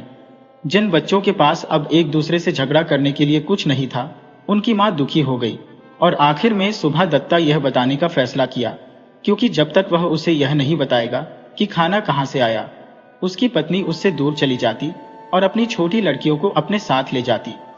लेकिन जल्द ही फिर से सब कुछ बदलने के लिए कुछ हुआ। बेशक पड़ोसियों, जिन्होंने लड़कों से ईंधन खरीदा था और उन्हें फल और चावल देकर उनकी मदद की, उनके पिता की वापसी के बारे में सुने और उनके बहुत से अद्भुत बदलाव देखे। अब पूरे परिवार के पास हर दिन खाने के लिए बहुत कुछ था। हालांकि परिवार में से कोई भी नहीं जानता था कि यह सब कहां से आया है। सुबह दत्ता को यह दिखाने का बहुत शौक था कि वह क्या खाता है और कभी कभी अपने पुराने दोस्तों को अपने साथ भोजन करने के लिए बुलाया करता है। जब वे पहुंचे तो उन्हें जमीन पर फैली सभी प्रकार की अच्छी चीजें और सुंदर बोतलों में विभिन्न प्रकार की मदिराएं मिली। यह कुछ महीनों के लिए चला। वह सभी के लिए जोरदार खाना लता रहा था और यह संभावना थी कि उनके रहस्य की खोज कभी नहीं होगी। हर कोई इसे पता लगाने की कोशिश करता था और जब वह जंगल में निकलता था तो कई लोग चुपके से उसका पीछा करते थे, लेकिन वह उन्हें चकमा देने में बहुत चतुर था और रात में अपने खजाने को एक नए स्थान पर लगातार छिपा रहा था। यदि वह केवल अपने घड़े से भोजन प्राप्त करने और शुद्ध पानी पीने से संतुष्ट होता तो संभवतः उसके साथ सब ठीक हो जाता, लेकिन वह ऐसा नहीं कर सका। जब उसके पास उसका घड़ा नहीं था तो उसने कभी भी पानी के अलावा कुछ भी नहीं पिया था, लेकिन अब वह अक्सर बहुत अधिक शराब लेता था। यह वह था जिसने अपने प्रिय घड़े को खोने का दुर्भाग्य पैदा किया। वह अपनी चतुराई का दावा करने लगा और अपने दोस्तों को बता रहा था कि ऐसा कुछ नहीं है जो वे चाहते हैं और वह उसके लिए न मिले। एक दिन उसने उन्हें एक बहुत ही शानदार दावत दी जिसमें कई दुर्लभ प्रकार के भोजन थे जो उन्होंने मांगे थे और उन्होंने बहुत अधिक शराब पी ली थी, इतना कि उन्हें पता नहीं था कि वे क्या कह रहे थे। यही वह मौका था जो उसके मेहमान चाहते थे। उन्होंने उसे चिढ़ाना शुरू कर दिया, यह बताते हुए कि उन्हें विश्वास है कि वह वास्तव में एक दुष्ट लुटेरा है जिसने धन चुरा लिया था। वह क्रोधित हो गया और अंत में उन सभी को अपने साथ आने के लिए कहा और वह उन्हें दिखाया कि वह कोई डाकू नहीं था। जब उसकी पत्नी ने यह सुना तो वह यह सोचकर आधी खुश हो गई कि अब आखिर में यह रहस्य सामने आ जाएगा कि भोजन कहां से आ रहा था, और आधा डरी थी कि कुछ भयानक होगा। बच्चे भी बहुत उत्साहित थे और पार्टी के बाकी सदस्यों के साथ चले गए जिन्होंने अपने पिता का अनुसरण किया। जब वे सभी उस जगह के पास पहुंच गए, हालांकि कुछ विचार सुबह दत्ता के सिर में आने लगे कि वह बहुत ही मूर्खतापूर्ण काम कर रहा है। वह अचानक रुक गया। उसके पीछे चल रही भीड़ को कहा कि अब एक कदम भी आगे नहीं बढ़ेगा जब तक वह झोपड़ी में से वापस नहीं आता। उसकी पत्नी ने उससे विनती की और कही कि कम से कम अपने साथ हमें जाने दो, और लेकिन वह माना नहीं और सभी को वापस जाना पड़ा। वह अपनी पुष्टि के लिए सभी को देखता रहा जब तक वे उसकी दृष्टि से दूर नहीं हो गए। जब लकड़हारे को पूरा यकीन हुआ कि हर कोई जा चुका है और कोई भी यह नहीं देख सकता है कि उसने घड़ी को कहां छिपाया है, वह घड़ी को उस छेद से बाहर निकला और उसे सावधानी से अपने घर ले गया। आप कल्पना कर सकते हैं कि जब वह सभी के दृष्टि में आया तो हर कोई उससे मिलने के लिए कैसे निकले होंगे, और भीड़ ने उसे गोलकर घेर लिया जिससे घड़े को जमीन पर फेंकने और टूटने का खतरा था। सुबह दत्ता हालांकि किसी भी दुर्घटना के बिना झोपड़ी में जाने में कामयाब रहा और फिर वह घड़े से चीजों को बाहर निकालने और उन्हें जमीन पर फेंकते हुए चिल्लाने लगा, क्या मैं एक डाकू हूं? क्या मैं डाकू हूं? मुझे किसने लुटेरा बोला? फिर अधिक से अधिक उत्तेजित होकर उसने घड़ा उठाया और उसे अपने कंधे पर पकड़कर बेतहाशा नाचने लगा। उसकी पत्नी ने उसे बुलाया, ओह ध्यान रखना, ध्यान रखना, आप इसे छोड़ देंगे। लेकिन सुबह दत्ता ने उसकी ओर कोई ध्यान नहीं दिया। हालांकि अचानक वह गदगद महसूस करने लगा और जमीन पर गिर गया। घड़ा टुकड़ों में टूट गया और दुख का एक बड़ा रोना उन सभी से ऊपर चला आया जिन्होंने दुर्घटना को देखा। लकड़हारा खुद टूट गया था क्योंकि वह जानता था कि उसने खुद शरारत की थी, और अगर केवल उसने शराब पीने के प्रलोभन का विरोध किया होता तो भी उसके पास अपना खजाना होता। वह टुकड़ों को इकट्ठा करने लगा और यह कोशिश कर रहा था कि क्या वे एक साथ फिर से जुड़ सकते हैं। उसने एक खामोश हंसी सुनी और बच्चों को अपने हाथों से ताली बजाते हुए देखा, और उसने सोच कि हमारा घड़ा फिर से हमारा है। क्या यह सब एक सपना हो सकता था? नहीं, वहां जमीन पर फल और केक बिखरे हुए थे जो घड़े में थे, और उसकी पत्नी, उसके बच्चे और उसके दोस्त सभी उदास और गुस्से में उसे देख रहे थे। एक एक करके दोस्त चले गए। सुबह दत्ता अपने परिवार के साथ अकेला रह गया। यह जादुई घड़े की कहानी का अंत है, लेकिन यह सुबह दत्ता और उनके परिवार के जीवन में एक नए अध्याय की शुरुआत थी। वे आश्चर्यचकित सामान देने वाले घड़े को कभी नहीं भूलते थे, और बच्चे कभी यह कहानी सुनने से नहीं थकते थे कि उनके पिता इसे कहां से लाए। वे अक्सर जंगल में भटकते थे, उम्मीद करते थे कि वे भी किसी अद्भुत साहसिक कार्य के साथ मिलेंगे, लेकिन उन्होंने कभी परियों को नहीं देखा और न ही कोई जादुई पिटारा पाया। धीमी गति से लकड़ी काटने वाले अपने पुराने तरीकों पर लौट आए, लेकिन उसने एक सबक सीखा था। उसने फिर कभी भी किसी बात को अपनी पत्नी से राज नहीं रखा, क्योंकि उसे लगा कि अगर उसने घर आने पर उसे घड़े के बारे में सच्चाई बताई होती तो उसने उसे अनमोल खजाने को बचाने में मदद की होती।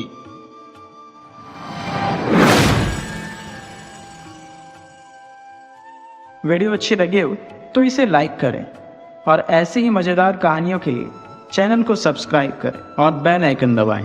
ज़्यादा से ज़्यादा अपने दोस्तों को शेयर करें। धन्यवाद।